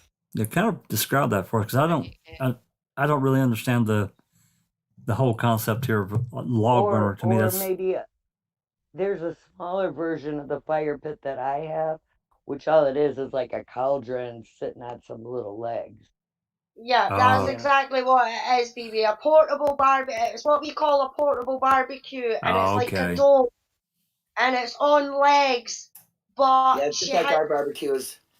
Bricked in. It was like a bricked off bit, and it was quite low to the floor, and you could put logs on it, and you could sit out on a summer's night in the garden and have a beer and the log burner burning. So it wasn't like a huge, you know, burn barrel or anything like that. You know, it was a portable, a disposable barbecue is what we call it. I think the name there that Lulu was talking about was Scott Forbes. Yeah. Oh, right. He's Scott Forbes was the man that came forward in the documentary and said that Mark Cain, if I'm remembering right, if that's the right one that they're on about, that Mark Cain went to his house after the murder with the scratches on his face. And a lot of people have been asking, why did he not come forward before? He did come forward before. He came forward in 2006, but the police just dismissed his statement because they had Luke. So it didn't get investigated further. It just got put to the side. So he did come forward in 2006. So everybody's aware this person came to Mark Cain's house, and he had told him that he had been on a pretty good bender with meth and taking pills and drinking whatever alcohol of some type, and he really got messed up. And he told him that he fell in the process of this in the woods and scratched his face. Am I saying that right? Methadone. Yes. Methadone. Correct. Yeah, that's correct. Mark Cain went to Mark Forbes' house and he had the scratches on his face, and his explanation was that he was out his face, he took all his medicines and everything like that, and he was drinking beer, he was smoking cannabis, he was on amphetamine, and he fell in the bushes, and the scratches were for bushes that he fell in. But But doesn't he say that he fell in the bushes near that path, so he places himself in that area? Yes, Jinx, that's correct. He places himself in that area, and that's why Mark Forbes thought it was a shady explanation that he was coming up with, and he went to the police in 2006, gave them a statement, and the police they ignored it. Yeah, basically, because Luke was already inside. Luke got jailed in 2005, so as far as they were concerned, they had their man. Or have we heard that before? The police are still saying to this day it was a good investigation and they stick by their decision. Correct. Yeah, we've heard that. Go ahead, Salisbury. Sorry. Mark Kane was actually brought to the police's attention. It's according to Sandraline, his name was brought to their attention within the first week of the investigation. It just got passed from officer to officer, like this person is to be traced and talked to, and then nobody done anything about it, and then eventually got back no further action. Interesting. Okay, I'm going to move on. If there's no more questions or comments, I'm going to move on to number 15. He had previously told a witness that he could imagine getting stoned and killing someone. Comments? A random child thought, teenage thought. I don't know. Dream. Kids have weird thoughts. I mean, I remember seeing this, but go ahead, Gala. I'm not entirely sure how that's relevant outside of pure speculation or the demonization word we like to use. I was just going to say that. I was going to say it just sounds like somebody made it up. More implied or something inferred again. I mean, if I were to be held hearsay for all the crazy crap I've said, it's silly. Exactly, Susan. Hearsay. Okay, number 16. He had, while showing a fellow pupil a knife, said that he knew the best way to slit someone's throat. Comments? Every boy says that. Yeah, but is this more hearsay? Is this so much damage with this? You should see how I can handle my knife. Come on. And where's the proof he said it? Exactly. Well, again, that's what Susan just said. It's hearsay. It's hearsay, yeah. All of this is. I mean, if you think it might as well be a jailhouse snitch, right? Yeah. Yes. But I mean, if you remember when we were younger, we thought we were callous. We thought we knew everything, but we knew nothing. You know what I mean? Nobody could tell us any different. And you showed off in front of your pals and everything like that. So maybe it was a show off kind of thing, or you could slit. He might have just said something, or this would easily slit somebody's throat, and it's been Also, taken out of context as he's said, or he would like to slit somebody's throat. You know? Yeah. Like also, when a case is so high profile, there's a lot of people that just want to somehow inject themselves. You know, so they stretch the truth, or they make something up completely just to be a part of it. Right. Yeah, a lot of people talk a lot of smack. That's a great. That's another parallel with that false witness thing we were talking about several weeks ago. Yeah. That can't be relied upon. Period. No. More circumstantial, inferred, implied. Anyway, moving on. Number 17. He had owned at the time a skunting knife which had mysteriously disappeared and equally mysteriously had been replaced. He left it under his bed, forgot about it, and all of a sudden he found it a month later. I mean, well, they searched the apartment. If I'm right, Yes, right afterwards. What kind of knife? He left it at a friend's house. It says a skunting knife. I guess that's to skin, like an animal or deer or whatever. I don't know.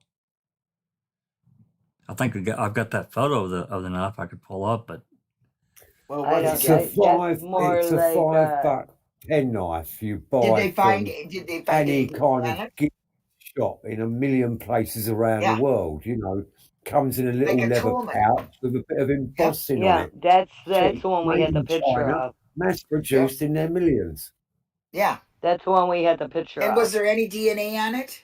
Did they test it? I don't believe so. Doc, If do you they're know? not, there they was would have the used it. date. We do not There know. was her birth date and her death date on the outside, her initials, birth date, death date, and on the inside it had that quote from Kurt Cobain. Yeah. Which is a famous Correct. quote nowadays. Yeah, it's and going to come up. Yeah, it was his it was a girlfriend. famous quote. Back then I recognized it. I didn't recognize it, but I knew I knew that quote from somewhere.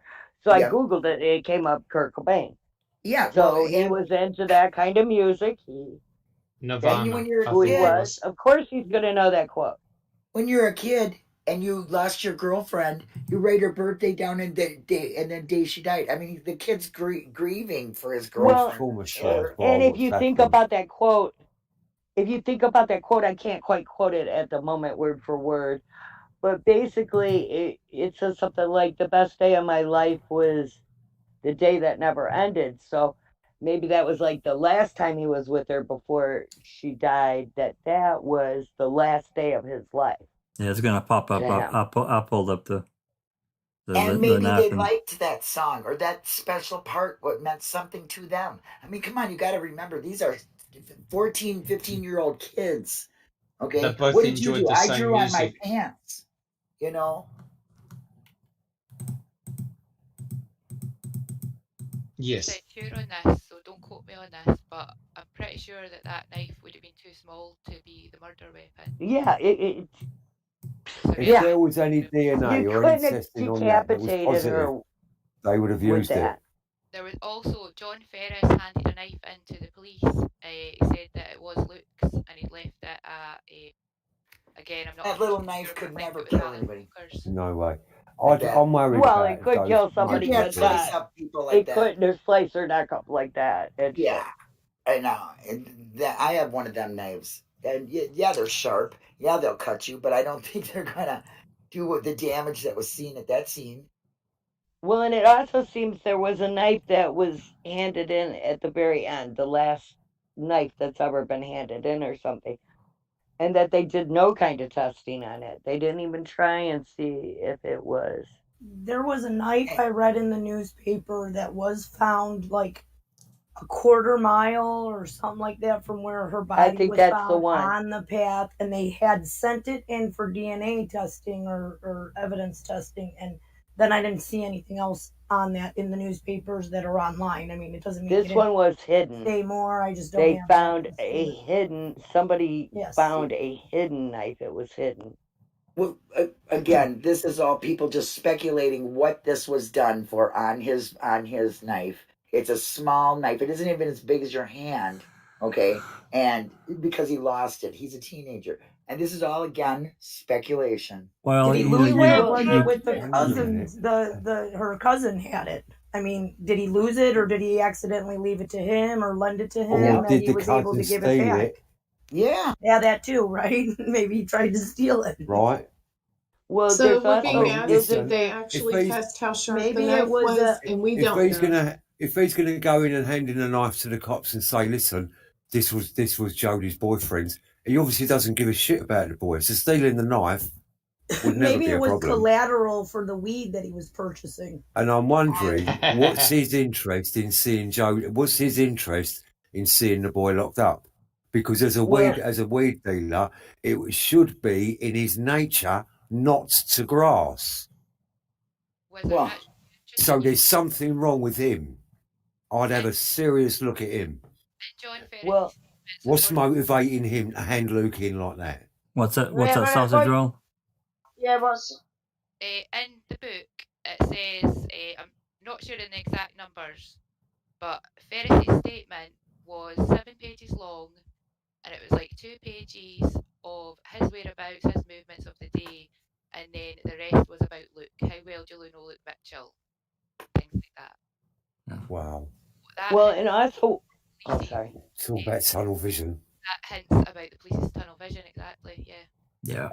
Wasn't the boy with the scratches on his face also known to carry like a big ass kitchen knife or something? Yes.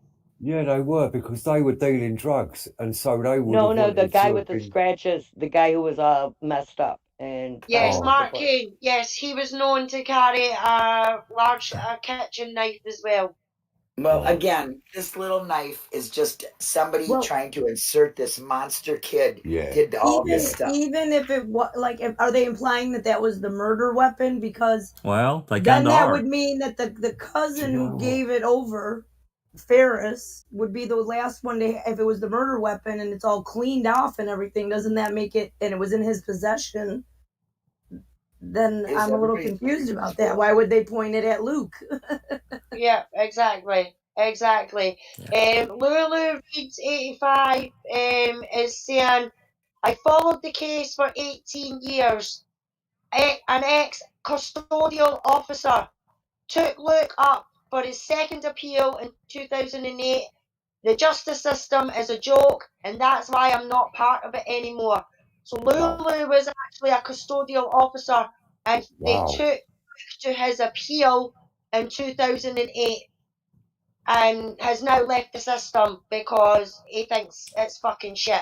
Well, they're fed up with it. They also say it was a pen knife and DNA was taken. Nothing off it. Jody killing was brutal. The knife could never have done that crime. See, there you go. Mm. Well, I appreciate you joining us, Lulu. That it's good to have people that were, basically boots on the ground at the time, with us in the chat to help us, because there's so much we don't know. This because we can't get the case files. It's nice to have first-hand knowledge from the scene at the time. So welcome, Lulu. Thank you. And welcome. I hope you join us again and chat and keep us right on the things that we're saying. So thank you very much for your information. We want can't be first-hand knowledge. Everything Lulu's been saying has been pretty much spot on. We want good information. I mean, we're guessing a lot of this. We're speculating. I mean, it's not as bad as a lot of these statements that are circumstantial here in this list that we've got, but my God, there's just so much we don't know. That we really appreciate you coming along and helping us out. And if there's nothing else, I'm going to move on to number 18 so we can get this list finished up. Cool. Number 18, he had lied to the police about the last time he had contacted Kimberly Thompson, who he was due to meet shortly after the murder. I'm going to stop right there let me finish it. Shortly after the murder.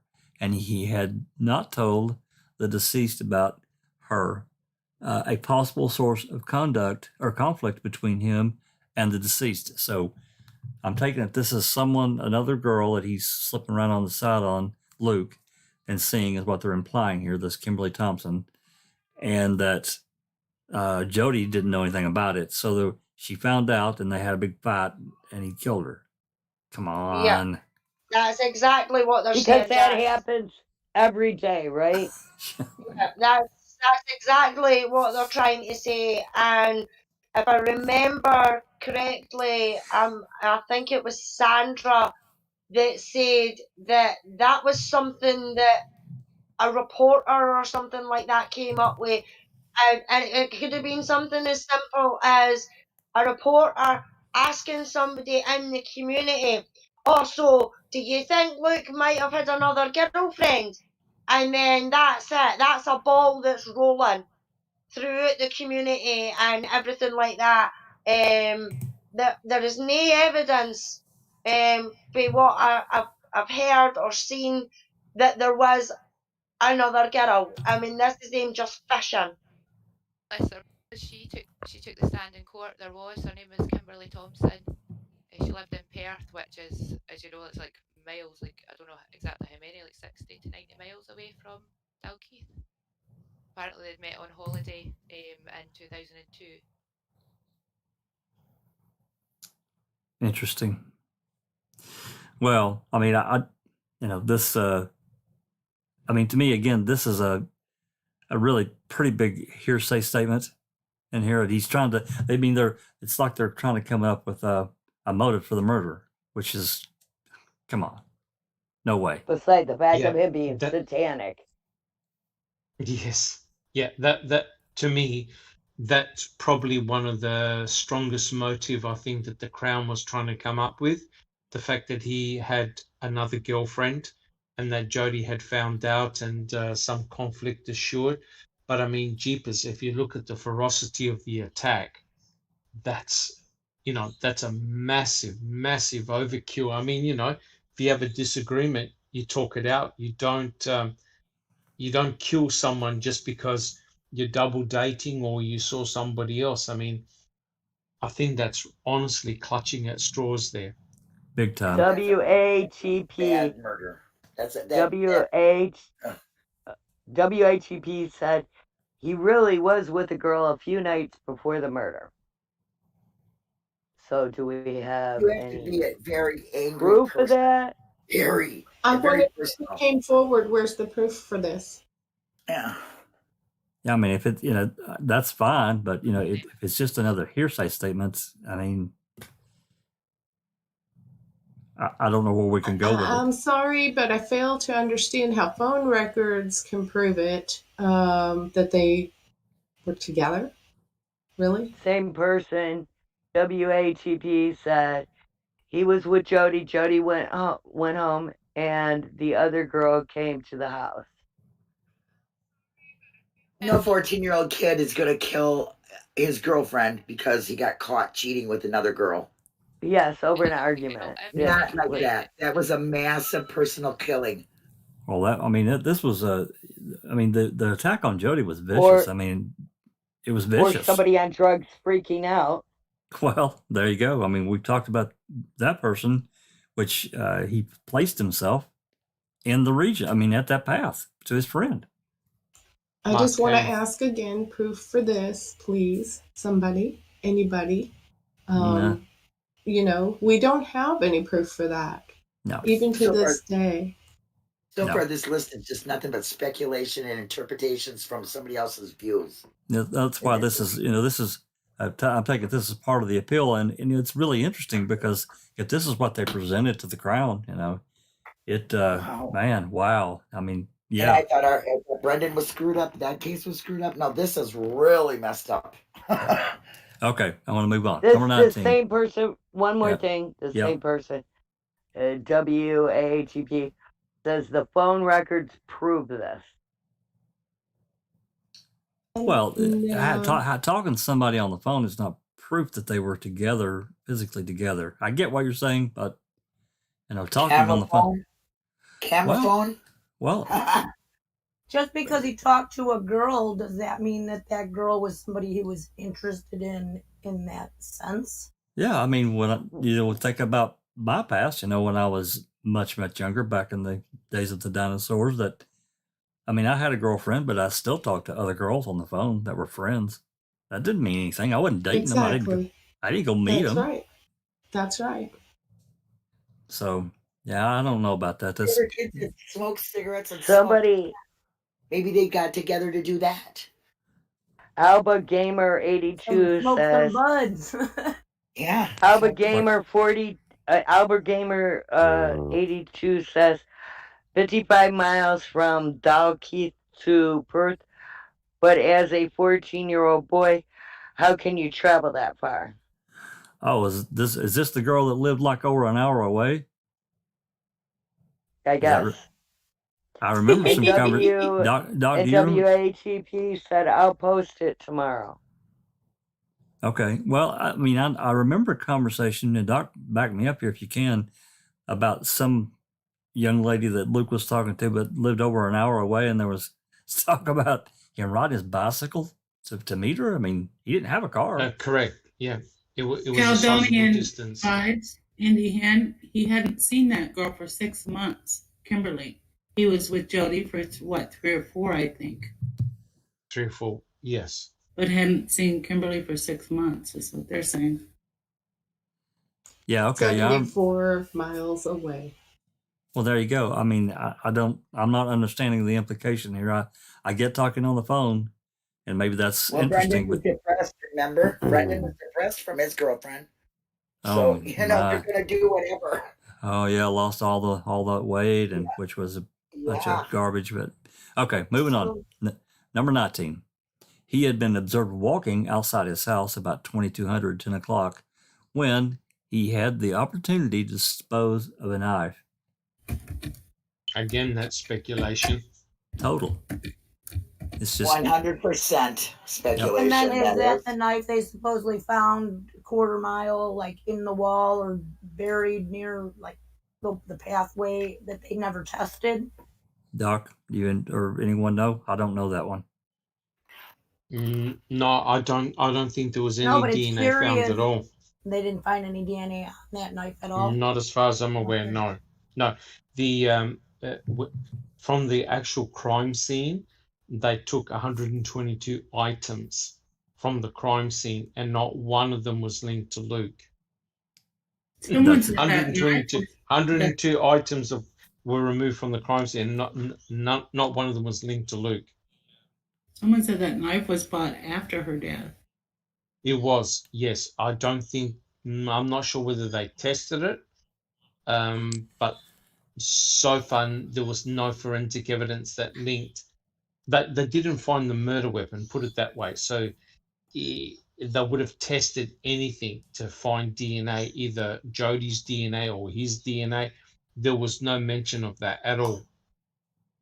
Doc, I don't want to get morbid here, but thinking about knife wounds on Jody, and how, somebody getting physically stabbed with a knife, and how far that knife, would go into, skin. And did they measure or test? Does anyone know, or do you know, Doc, how deep or how long of a blade there was? No, I haven't seen any forensic reports at all. And I just want to highlight that's why in a lot of cases we're sort of like semi-guessing, because I haven't seen any of the DNA forensic reports. I haven't seen any of the forensic reports, and they're not online. You can't get access to them. That's unfortunate. Now I have a question, a little bit, maybe a statement. She was supposedly cut in the eyelids as well, I think is what was said. Yes. On So her face, correct. could that have been like a clue? Like maybe she saw something she didn't see, and that was like retaliation in a way. Like, could that mean something that they cut her eyelids? Well, the knife attack was meant to mimic what had happened to Elizabeth Short. Yeah, the Black Dahlia. But why cut? And her it really eyelids? doesn't. Did they It cut really her eyelids doesn't. in the Black Dahlia? I don't recall that being part of the Black Dahlia. No, it wasn't. No, the cut on the side, the Glasgow smile. That was that's really in your mouth, ear to ear. So what's up with the eyes? That's Why really would the you do only. eyes? To me, that's weird. Maybe that's a symbol of like her seeing something she wasn't meant to see, and that's why she was murdered. Could that be like unknown? Unknown. That's just we don't know, Jinx. The only reason why they came to the conclusion in the Black Dahlia murder is because of the cut that went through the right side of her mouth towards her right ear, and because because the body had mutilations to the body. That is the only reason that they connected. Oh, and Marilyn Manson had an obsession with the Black Dahlia. And they were trying to push that narrative. WATP wanted to ask a question. And when a person is missing, it takes professional rescue teams hours to find a person, right? Well, sometimes they don't find a person at all, but yeah, I would imagine. When a person is missing, like, then they watch this show that was called Disappeared, and it's about people who disappear, and they say often the times you find the clues in things leading up to, like, the couple weeks leading up to the victim, and they do a victimology on the victim to see if there's any clues on where this person could have disappeared to. Right. She only covered half the question. She only covered half the question, because then he goes, WATP. Okay, go ahead. So how come after Luke met up with the group, it took them, Luke, 10 minutes to find her, 10 minutes to find her, but it takes professional teams hours? Well, because he had a scent dog with him, and they were out. That was a professionally That was a professionally trained scent dog, and there's usually typically a specific language that they are trained to that can trigger them into their work mode. And I believe this is what happened. At some point, they mentioned something to the dog. This is me speculating. Yeah, to find Jody. He said to put find them in Jody. They had tracker one of her mode. shirts. Put They them had in one of her tracker mode. shirts. And then And this said, dog alerted her to her body. Yes. Yes. And a lot of times when professionals first start looking for a missing person, they don't have the dogs right away. The dogs are called in way later, right, guys?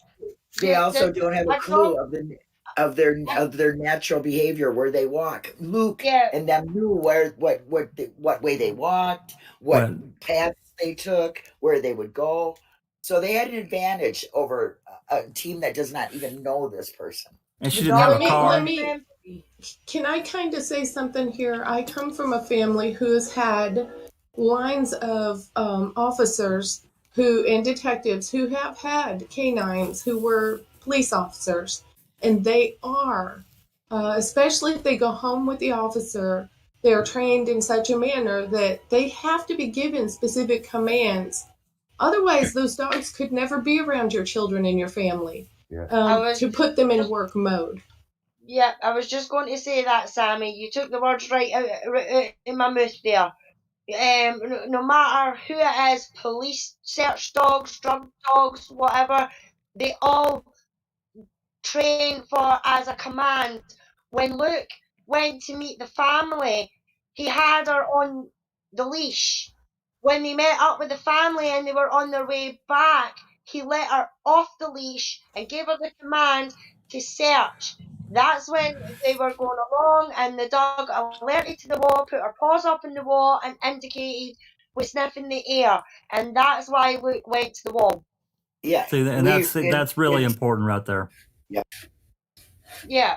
I mean, people have got to remember that it was the dog, and they got a dog who trains sniffer dogs and things like that to come up from London to test Mia's reactions, and every test that he gave that dog, she passed with flying colours.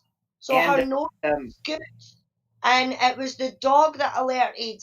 And that was all their statements in the beginning, is that the dog alerted, and then the 3 family members changed their statements before trial. When it got to trial, all their statements had changed. Yeah, and WATP says, I believe it was still being trained. And how do we know it never had the scent of Luke on Jody? Because a scent dog is given a scent and a certain command. And in the States here, a lot of us speak German to the animals. So they give them a certain word, they give them the scent, and the dog will determine that scent from anything else. That's how they're trained. That's what it's looking for. It's driven. Yes. I'm sorry. And she was still being trained, and that's why they got the expert up to London to test the dog's ability. To test Maya, yeah. Yeah. Yep. Andy Hen says that the dog was tested to make sure. What's that, Gala? You were saying something? That might have just actually answered what I was curious about, but I'm sorry if y'all have gone over this. The statements regarding this dog, does this come from the person who was leading the dog, or is this third party? Well, it came from it was Luke and Maya, the grandmother of Jody, Jody's sister, and Jody's sister's fiance, that went out looking for her to begin with, and all 4 of their first statements came back saying the same thing, that it was Maya that reacted to where Jody was, and Luke went over to where Maya was and then went over the wall. Now, all 4 of them statements said that from the beginning, but by the time the trial came, the grandmother, the sister, and the sister's fiance changed their statements. Okay. And said that it was Luke that went first. It always makes me leery when it comes to this sort of thing, not only because of what we've talked about before, but you watch it just seems like every now and again a dog can react on command, just like we were speaking about, and I always have to wonder, did someone coerce the dog, so to speak? The dogs are, you could with scent, if you knew where it was and give them that scent and lead it right to them, you could lead the dog, I would think. But them dogs are so specific on the scents that they're tracking and the commands that they are using, and like I said, they'll use German for the police dogs here because that way nobody else can say anything to the dog. Most people do not give the trigger word out to other people what their dog can do. Right. Why didn't they bring in a scent dog to track Luke's scent to see how far he went towards the body? Because like they say, he stopped like 10, 20 yards from the body when he found it. So had the dog scented by the body, that would have been a little different than, like if it had stopped. Tons of rain. Yeah, it rained. Yeah, that's true. true. They sent dogs in after they'd seen who had been searched and everything like that. They brought scent dogs in, but the police had bleached the crime scene, like to clean it up. So obviously the dogs aren't going to find anything. They bleached it? What? Yes, they did. What? They bleached it. What? Why would you bleach it? That's crazy. Oh, that's interesting. Bleaching the dirt basically around the area because she was found on the ground, correct? Like by bushes and stuff. So they bleached the ground. Is that going to affect the plants nearby later?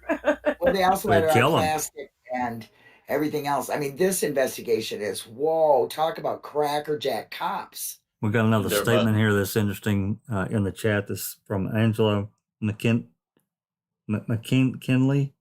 What I can't get my head around is why the granny's sister and sister's boyfriend were at the location searching, not the mother, stepfather, brother, when she lived with them. Somebody answer that. That's very interesting. I have found that very curious myself. Yes. Yeah. I don't know the answer to that. I don't have an answer either, but from what I can gather, the Joneses were a big, extended, really close family. So I don't think it's that odd that in realising her daughter's missing, she's, and especially with Joseph's mental health problems as well, she probably didn't want to leave him in the house alone. So I don't think that's too odd to phone our mother and say, "Can you go and look for Jody?" Well, did Karen and Tom and the young ones go out looking for Teresa when she went missing? I don't think they were there either. I don't think so. I think you're correct. I think they left that up to Ryan and the search and Scott, and they formed the search parties that the people that volunteered. I think you're correct. They didn't go. I don't think so. Seeing them on the list. So to answer any of these questions, Jax, it's all speculation. I'm just saying. I know. Well, let's finish it. Every bit of it. Let's finish it up. Number 20. His alibi had been undermined by the evidence of Ms. Bryson and of his brother. The evidence regarding Marilyn Manson was not founded upon. However, Jamie Jones had bought not the golden age of grotesque, but another disc. I said Jamie, I meant Janine Jones. Had bought that's the end of it.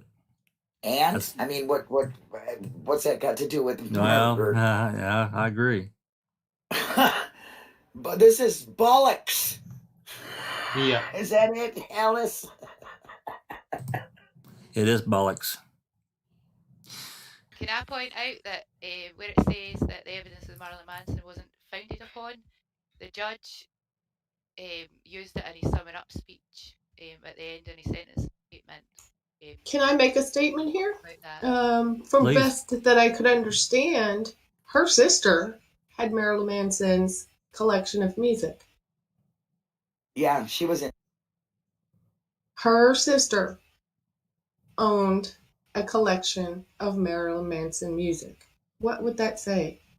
And Luke didn't. Just one tape, I guess, or one song or something, or was bought after the murders. This thing that they talk about him having of Marilyn Manson was actually a freebie with a magazine that he bought. Okay, see, correct. Yeah. Wow. And that was bought after the murder. But it did happen to have her favorite song on it. Still. Not sure. I mean, it's after the fact. It means nothing to me. Absolutely nothing. So Jody was into Marilyn Manson too. Does that make her a Satanist? Well, I'm just saying, Marilyn Manson. Right. They want to take issue with it. Does that make her a Satanist? And the boyfriend, the fiance or whatever, did he like Marilyn Manson? Does that make him a Satanist? If they're going to apply that to Luke, they got to apply it to all of those people. They were probably all into the same music. It's implication and inferred. Well, we know that they didn't treat everybody the same. They only took Luke's clothes. Come on. And the grandmother touched the body. People walked on that. Every single thing that we just talked about, to me, is all made up in somebody's head, or it has no circumstantial evidence. Nothing to convict on it. Yeah, I don't exactly. I think the doctor. Paragraph of the book. It's just like it'll take me 2 seconds. But it's related to the Marilyn Manson stuff. It says of the August 14th raid on the Mitchell home, one officer said in a statement that he was told to look specifically for anything Manson related.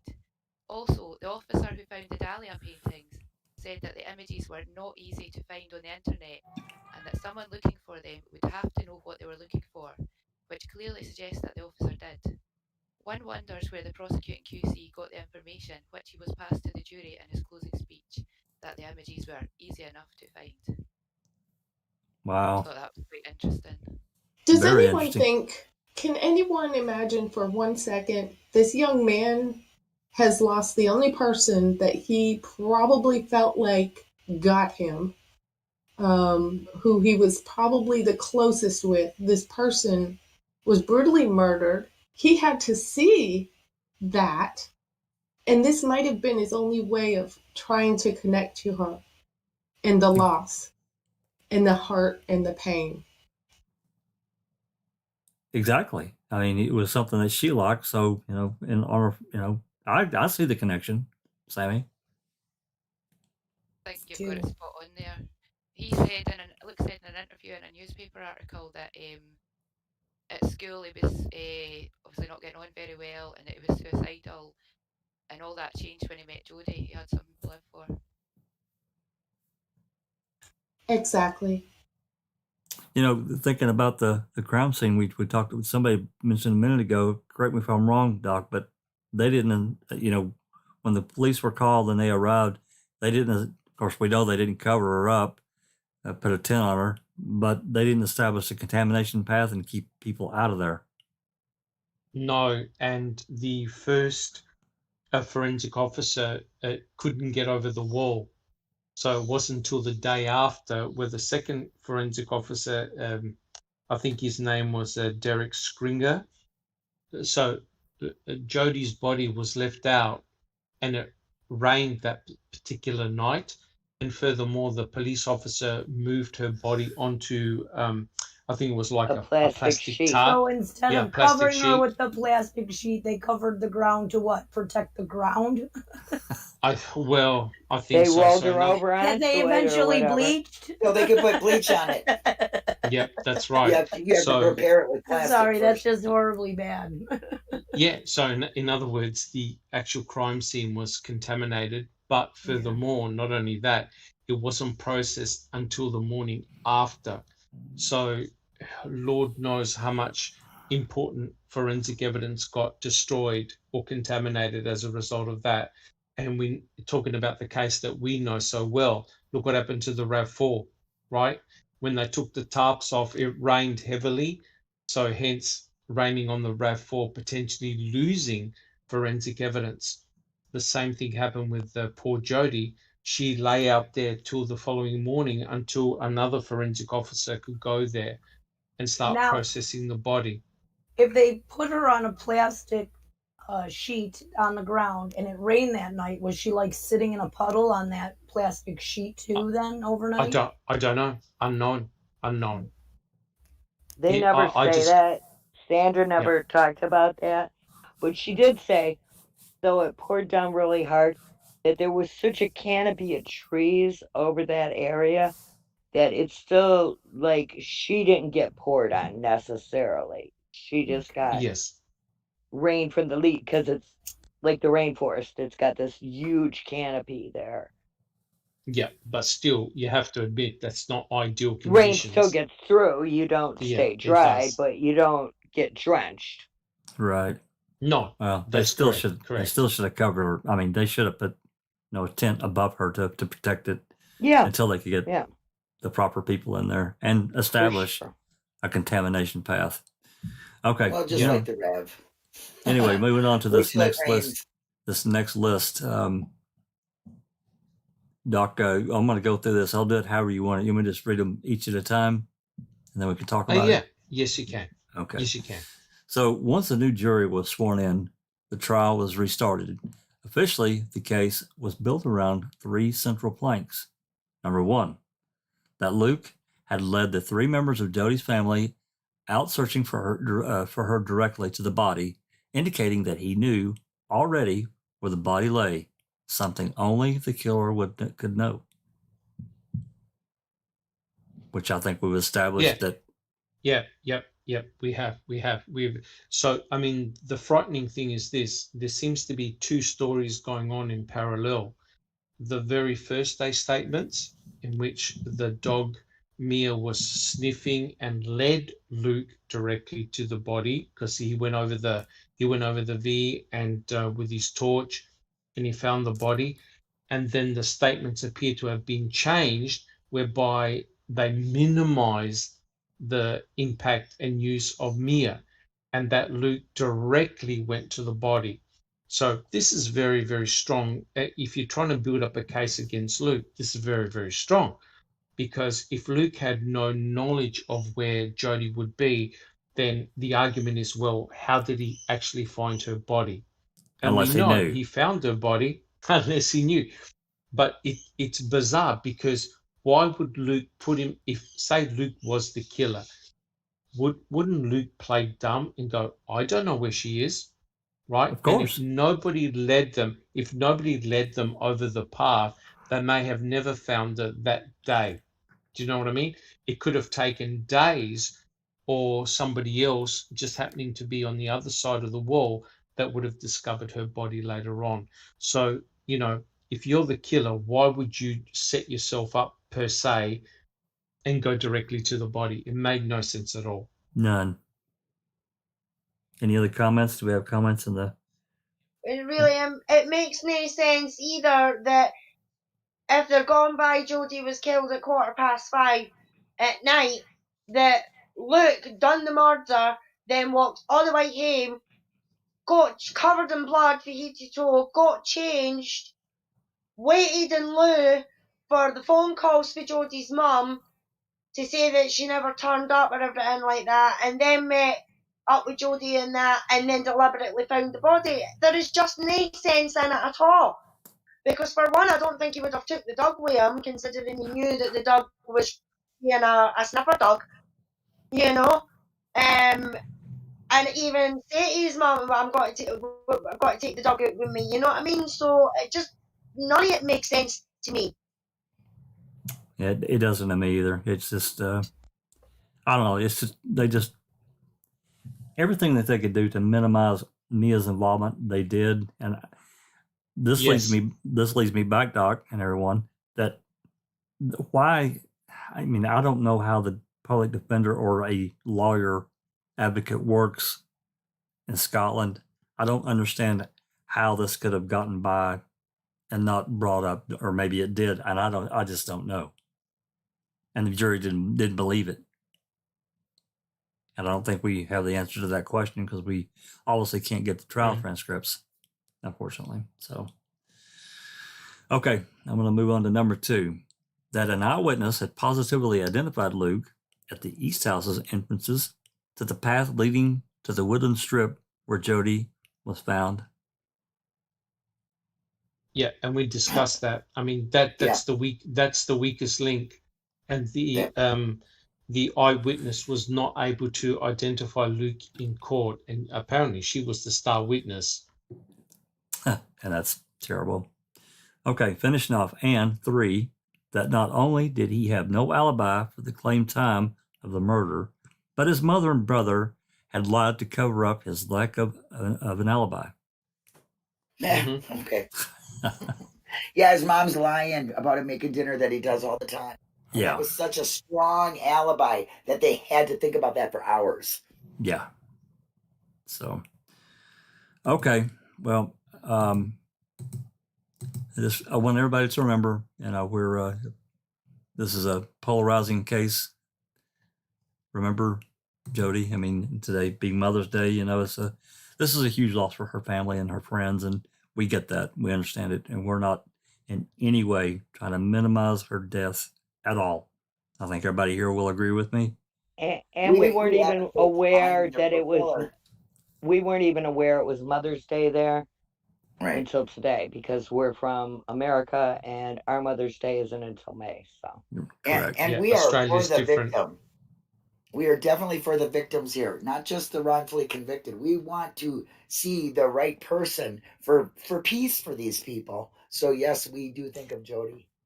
Yes, and a lot of the times when we get on here and we are talking about any case that we believe there's a wrongful conviction, people do not stop and realize not only do we have the individual who's incarcerated that we have in mind, but it is always the victims as well, because we also have to look at the fact that this also means that this victim never received true justice.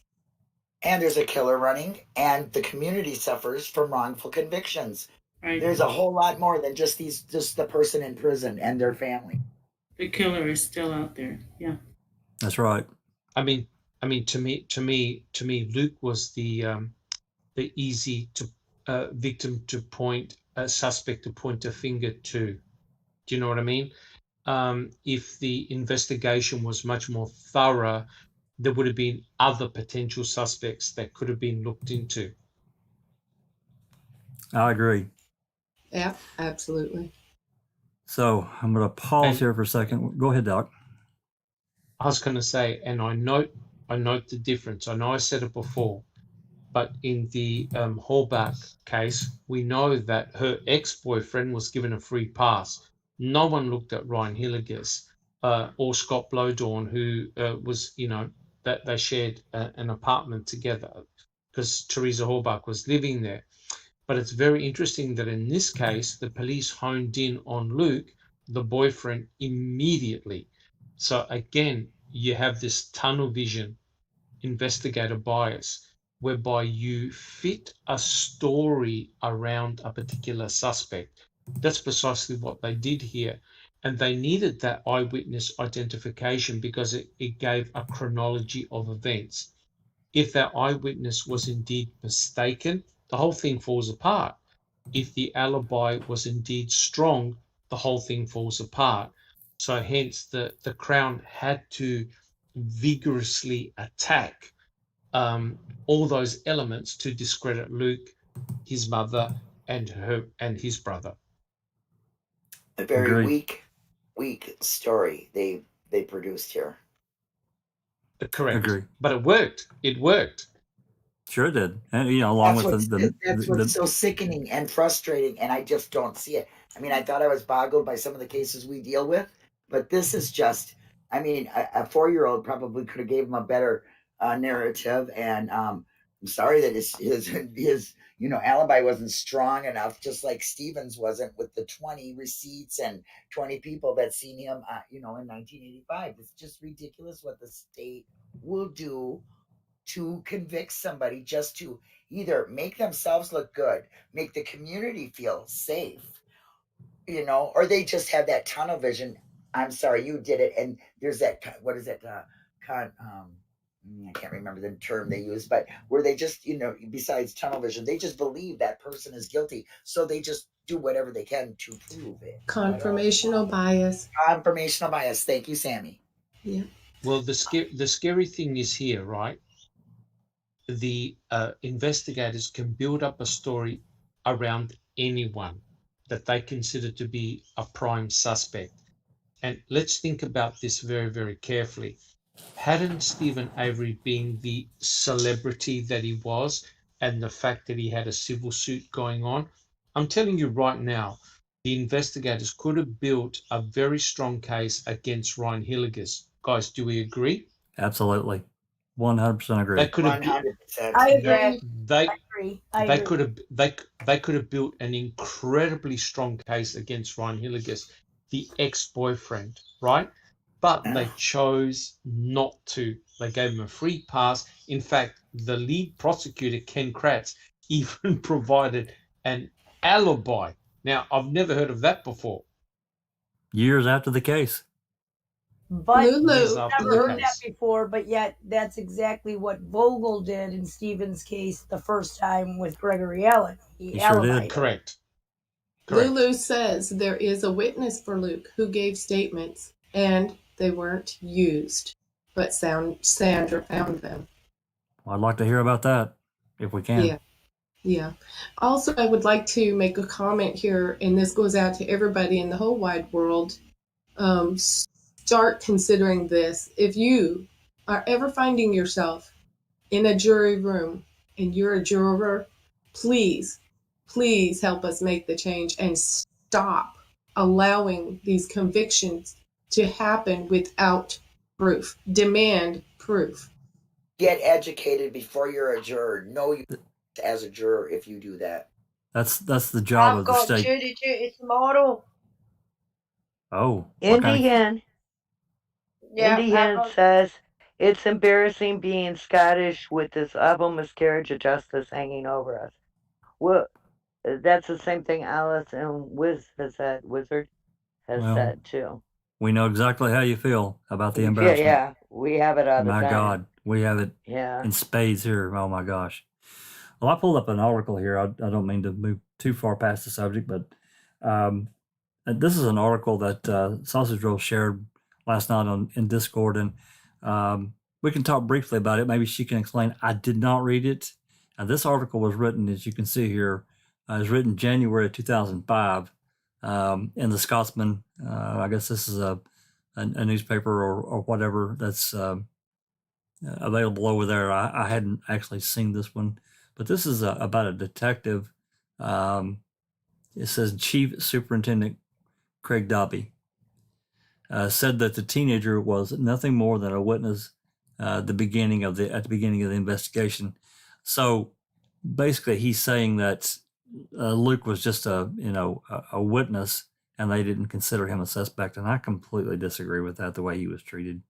Anyway, Sausage Roll, if you want to talk about this article, please do, because I did not read it in full. I just read some of it. We still have Sausage Roll? Yeah. There you go. Can you hear me okay? Yep. It's just an article basically. It's Craig Dobby, he was the senior investigating officer, so he was in charge of all the decisions that were made in the case. And at the end of the case, after the verdict, he spoke to reporters, and he's basically saying why he was convicted, what was the stronger evidence, and things like that. So I've just kind of went through. A lot of it annoyed me. There was got it in front of me. Just give me a wee second to find it. He talks about how there was no unknown male DNA found on Jody's body, so that allowed them to rule out anyone that Jody didn't know, basically. But that's a blatant lie, because there was at least 5 unknown male profiles on Jody, and at this point they didn't even know who the condom belonged to. And there's a lot of other things, and I just thought that it just needed to pointed out. And the Scotsmen seem to be on side with Luke. Not that they believe he's innocent or guilty, just that they were quite open in highlighting the police's mistakes. At the end of the article, if you've got it up just now, I don't know if you'd be able to scroll down to the bottom. It basically lists all the failures that the police done throughout the case. It's not a really long article, but I noticed that you were talking about last night that there's just a lot of inaccuracies in what is said here compared with so many, what we know. So I thought that was interesting, and anybody that wants to read it, obviously you can see the website there. You can pull it up and check it out. But it's another media report per se that that we're aware of. So I thought it was interesting that I would share that.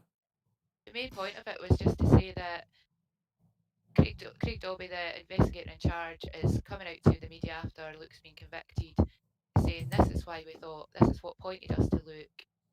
And after reading the book and all the information that's came out, you can literally pinpoint each quote and prove why it's false, basically. Interesting. Okay, so if there's no more questions about this, we can kind of move in and spend a little bit of time. We're about 2.5 hours, but Doc wanted to talk about the recent Kathleen Zellner interview that aired, that most of us have watched. I know I watched it. Hopefully everybody's had a chance to view it. And in this interview, she gave many statements that were interesting. For number one, I found that she talked about the RAV4 because, we've been speculating here for the last, I have, many of us have, that the RAV4 has been destroyed in whatever manner, and there's really nothing left except for what the police, the crime lab took, back in 2005, 2006 timeframe. But she confirmed that the RAV still is intact, underground, it's protected, and so it's still available for testing. That's really encouraging to me. I don't know about the rest of you, but anything before, I'm gonna go ahead. I think she's just trusting what they've told her. Well, she hasn't seen it. Correct. Right. Yeah, but the main problem here, guys, is the fact that you now have to wonder how forensically worth that vehicle is now, being underground for so many years, because that DNA degrades over time, right? So if they don't protect the vehicle from bacteria, fungi, and all that sort of stuff, potentially the vehicle could be forensically useless. And a lot of people handled and went into the RAV4, including the FBI that literally took it apart. So, one has to wonder whether, yes, it's good that hopefully it's still intact, but one has to question whether forensically Kathleen Zellner can get anything from it. Correct. So, all right, I'm going to play. I've started. The doc wanted to start around the 25-minute mark. I'm going to play about 2.5 or 3 minutes of this interview that she gave. I think this is Criminal Justice Matters that she gave the interview with. So kudos to them. Natters. Yep, got the interview with her. I wish it would have been a live interview, but we'll take what we can get, right? So a reminder to everyone here that's with me in Discord, if you have YouTube muted, you need to unmute it or you will not hear the this interview. So everybody's ready. I'm going to play it now for about 2.5, 3 minutes. Here we go.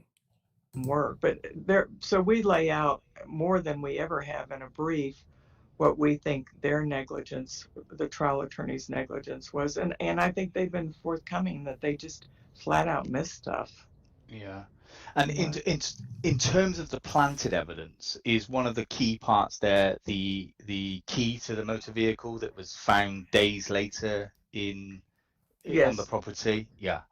Here's what's fascinating, I think, about the case, and it took, we just spent 2 years on it before we ended up almost 3 with the appellate court. So we just spent an enormous amount of time going over things.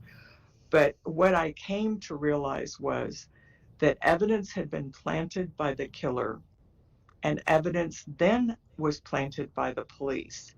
So once the police believed that Stephen Avery had committed the murder, they were able to justify planting the key, putting the DNA on the hood latch. Those items of evidence were planted by the police, but the blood of Stephen Avery in the vehicle was planted by the killer. Okay. Not by the police. Right. And in terms of, so that would be blood that would that be connected to the blood from that won't be connected to the blood from the tube? No, it is not. No. We know the age. We were able to do testing and establish that the blood in the tube corresponded 100% with Stephen Avery's age. They told me with the DNA methylation, it was the blood of a man approximately 43 years old. It was not the blood of somebody in their 30s or late 20s. So no, and then everything had been misinterpreted with the tube and all that once I started talking to experts, because I thought I could jump in the case and get an EDTA expert. But as soon as I talked to those experts, and then when I was very fortunate to get the DNA methylation done, that was absolutely a dead end and not where the blood came from. Stephen Avery's cut finger was dripped into his sink.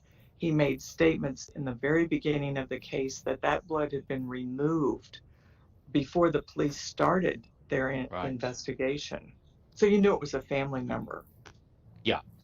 And someone with very close connections. Very close. And the other thing you knew was it was not the police, because the police would not go into his trailer, see blood in his sink, and think, oh, I'm just going to remove it, because it could have been the blood of Teresa Halbach, and they wouldn't have known that. The only person that knew that was the blood of Stephen Avery was the killer, because he knew Teresa Halbach was never in the trailer. Yeah. And that was the key to it. So when we pieced that part of it, when we could rule out the EDTA tube and focus on the blood in the sink, and then Stephen in his audio interviews back in 2005 is talking about the blood in the sink. So it wasn't a recent fabrication. He has said from the beginning that blood was removed. And of course, the blood in the car is just tiny drips of blood. So what happens in these cases, and there have been other examples, once the police believe, oh my God, he did do it, that is his blood, it's okay then in their minds to plant the key, all of that. But the killer also planted the bones. Yeah. The bones were tipped in from the Dassey burn barrel into Avery's burn pit. Yeah. So. And is there...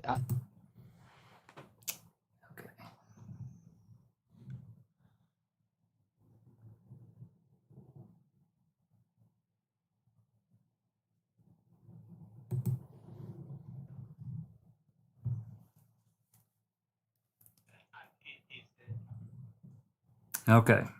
So, wow. That's huge. Absolutely huge. She said a number of things there I guess are disturbing to, well, I mean, not only me, because, I mean, I have some questions about the blood drips in the RAV. And one of the things that really jumped out first is the crusty blood flakes that they found in the floorboard. Now, yes, that's not to say that that couldn't have come from, wherever, but I'm a little confused, I guess, is the best way I can put it, Doc. Well, if I could just explain, and the reason why it's so explosive is this. She had her experts do methylation DNA studies. And essentially what the methylation does, the methylation, the DNA methylation, I'm not going to go into the details because it's fairly complex. But what scientists have discovered was you can actually do a DNA methylation clock. That means that you can roughly work out the age of an individual based on the degree of DNA methylation. So that means that her experts were able to do DNA methylation analysis on the blood vial. They were also able to do DNA methylation studies from a blood swab. Now, Kathleen Zellner didn't make it obvious which type of blood swab that they checked. It had to be a blood swab from the RAV. So Stephen Avery gave a blood sample in 1996. That's the blood that's in the blood vial. Yes. That contains EDTA. That means that Stephen Avery was 34 years old when he gave that sample. If the blood in the RAV had come from the sink, that means that the blood was fresh. It means that the blood was from when Stephen Avery was 43 years old. Her DNA methylation experts has shown that the blood that they analyzed was not someone who was 34 years old, which meant that it ruled out the blood from the blood vial it came from the blood that was fresh. In other words, there are there are 3 places that blood could have come from. Stephen Avery's sink, the Grand Dam, and potentially the garage. So that means that the blood that's in the RAV4 is relatively fresh. It's not from the blood vial. That's really explosive. See, Doc. There might be another place. There might be another place too. What the about trailer the hitch? hospital? The trailer hitch in the truck where he broke it back open again. Correct. So the upshot of this, guys, is that the blood that was tested is fresh blood. It's not blood from the vial. So that's very, very interesting indeed.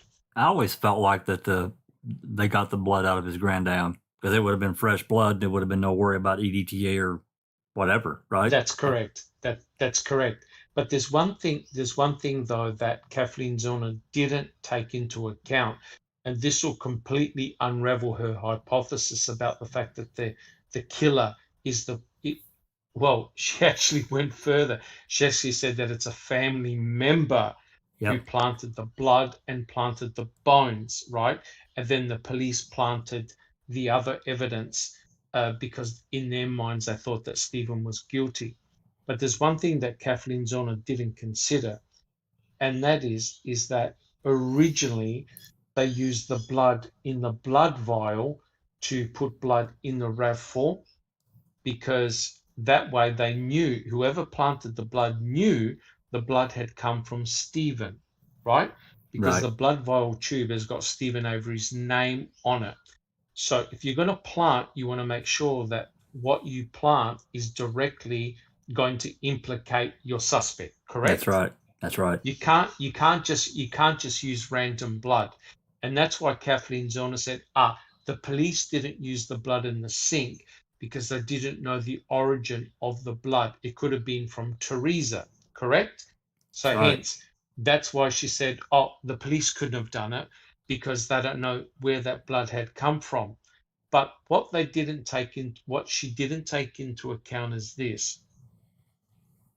All Culhane had to do was switch a swab and give it to her experts to test for DNA methylation.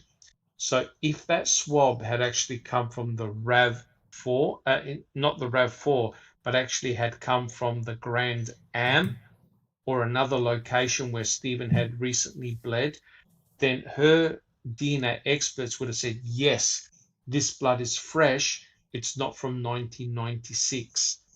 So it all depends on the honesty of Culhane, who gave the swabs to her experts to test, right? And that will completely change her hypothesis.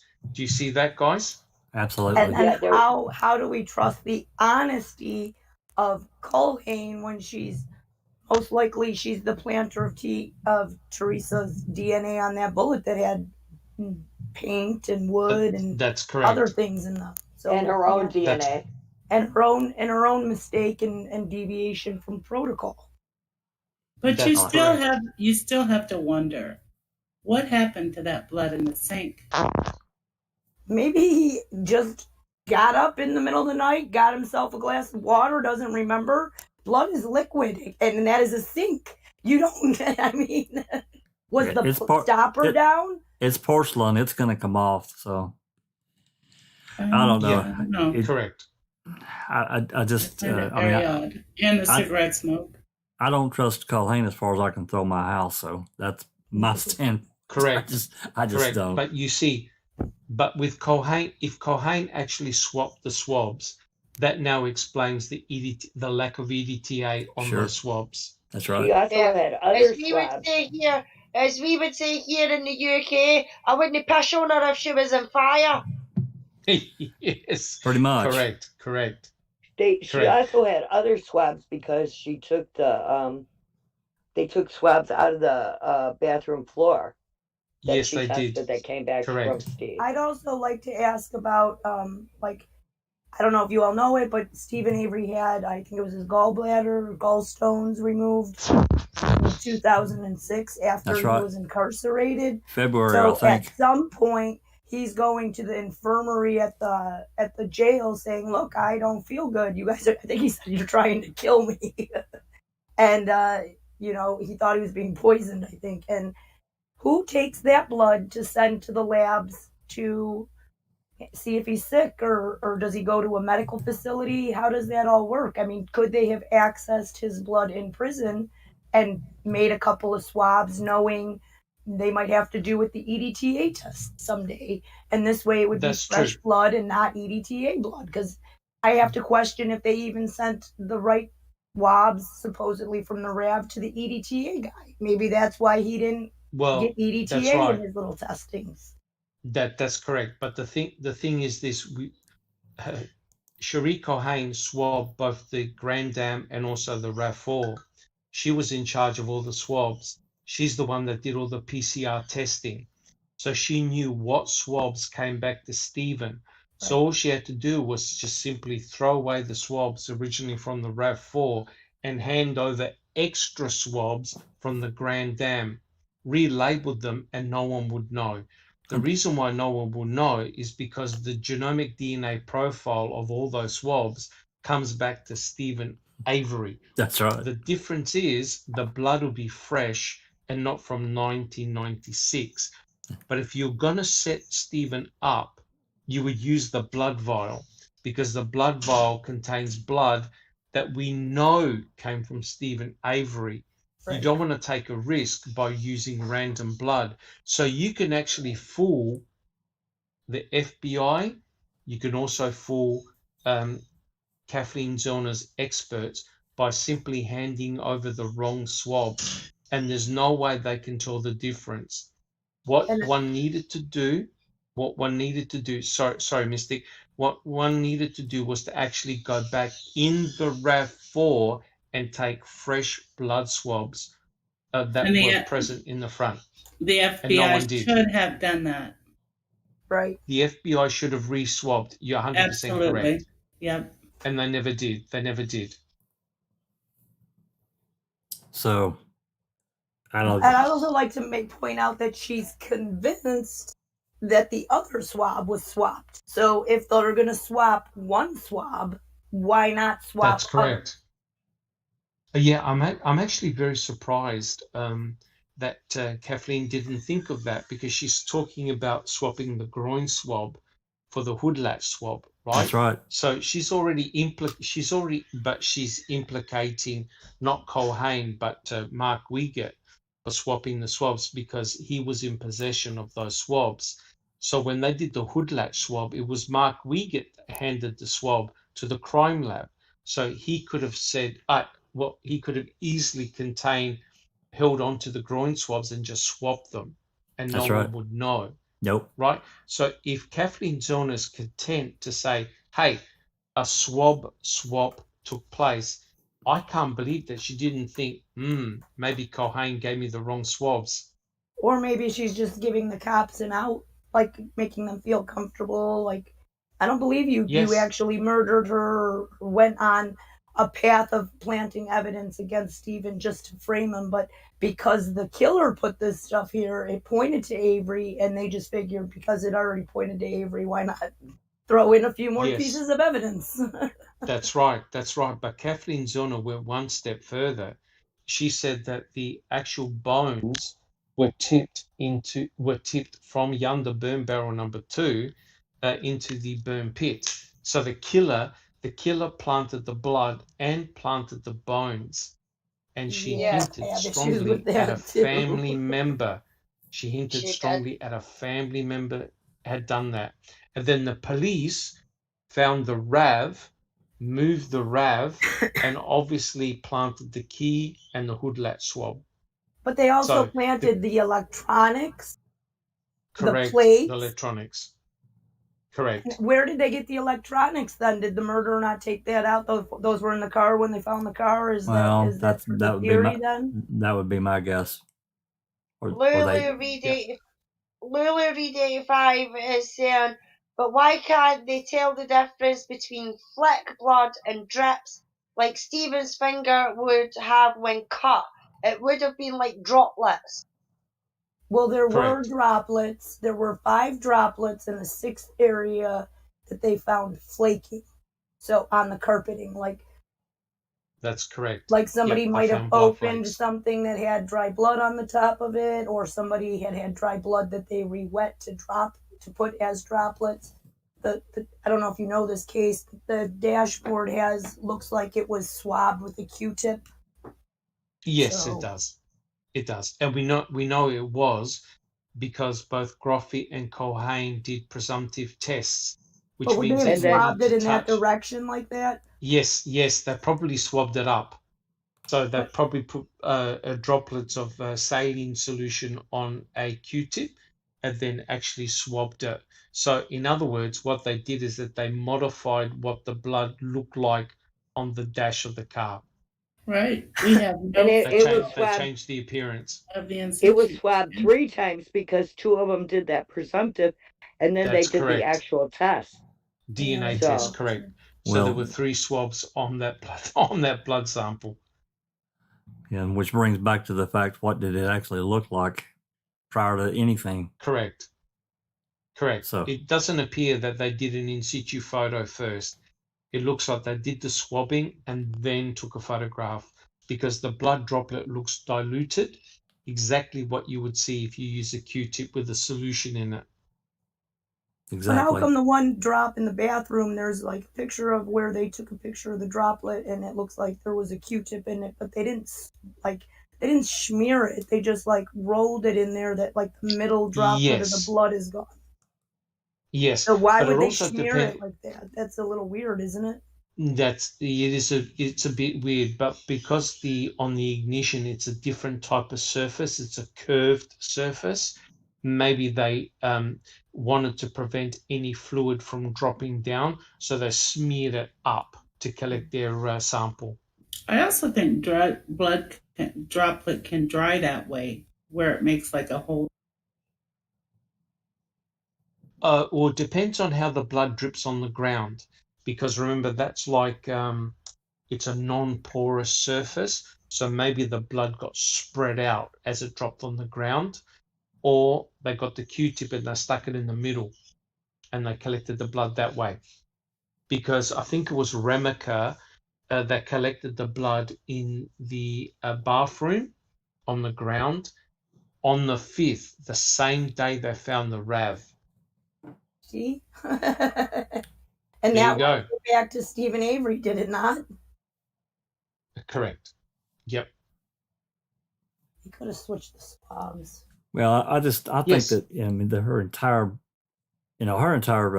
interview there was really interesting with, a lot of the things that she talked about, and, the RAV4 still being in custody, underground, protected, wrapped up. So, hopefully that's true. And hopefully, yes, she can win an evidentiary hearing, and more testing can happen. So that's what I'm hoping for. Correct. And we can get what I found. Yeah. Well, what I found. Sorry, Jake. Yeah. Go ahead. What I'm saying. What I found really alarming was that she's implicating both a family member and the police. Yes. She's never really implicated the police that openly before that I can truly remember. That they basically help. Yes. They think, oh, he's guilty, so we're just gonna kind of help the case along. I have issues. Correct. Because if they thought that Stephen was guilty because the bones and the blood were planted by the killer, then why didn't they go through the whole protocol of taking pictures and gridding the pit if they really thought her body was burnt there? Oh, now come on now, Jinxie. Stardom fell on his sword. He started that protocol to me says that they knew the bones, either they planted them or someone else planted them that brings us back to Cuss Road. Literally, we just walked out backwards from the 5th. The dogs were brought in, and the cops were all over that property, and no one sees anything in that burn pit until Joss sees that bone or whatever laying near it on the 8th. Of course, this is after. Correct. This is after they're all over the Cuss Road and the quarry area. Come on. I just don't see it. I'm sorry. I just do not see it. And they didn't take photos, like Jinx said. Sturtevant says, well. Even Erdl says, I could not take pictures of the burn pit because it had been, how did he put it? Disturbed. Or it had already disturbed, so he couldn't take pictures of it because it wasn't in its how they found it, basically, is what he's saying. Right.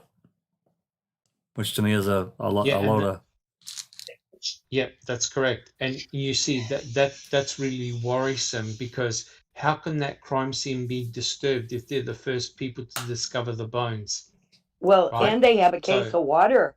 They have a case of water at one point sitting right by it, where they were probably walking back and forth across it. Yes. Well, that's what I'm saying. They were all over the property. They had probably 100 officers from one end to the other, and no one saw anything around that burn pit until the 8th. And all this other stuff is already going on with Cuss Road and the quarry and the deer camp. Come on, They took a picture of a guy on a bobcat on the 10th, I think it was, or maybe it was the 11th when they were there doing the digging it with a bobcat, and the guy's like sticking out his tongue, making faces at the camera. That's what they took pictures of. Correct. Yep. But also, yeah. Kaylee's in the chat, and she says, so question, if the killer was doing the basic planting, who was snooping with the lights and why? Can't be Bobby. Bobby is alibi with Stephen. In fact, he goes to look with Stephen. That's on the 4th, correct. Right? He goes to look with Chuck. Or with Stephen when Chuck called about the lights being by Chuck's place. That was Bobby. Yeah, both Bobby and Stephen went down to check the lights at Chuck's.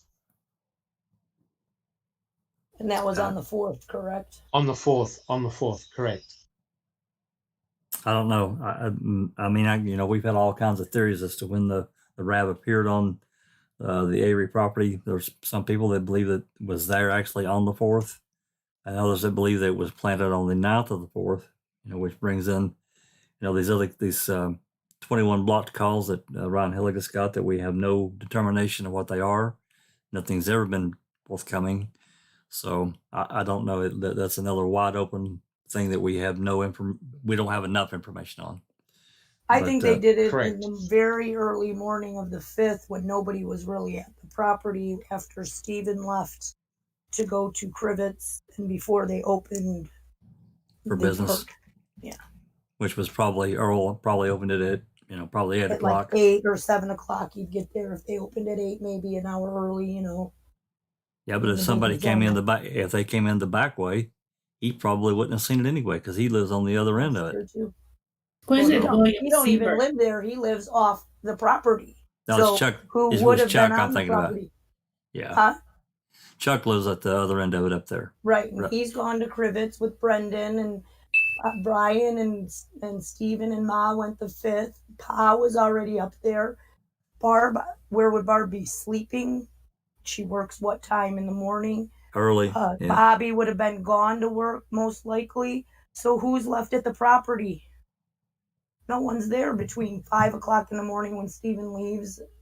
Really? Not really. Not like there's very few people there if they're there, and there's most likely sleeping or. Bobby gets home at 6. So sometime between 5 and 6, they planted the car. Barb's probably sleeping or just waking up. She's probably not paying attention. Where was Blaine at? Do we know where Blaine was up in Crivets too?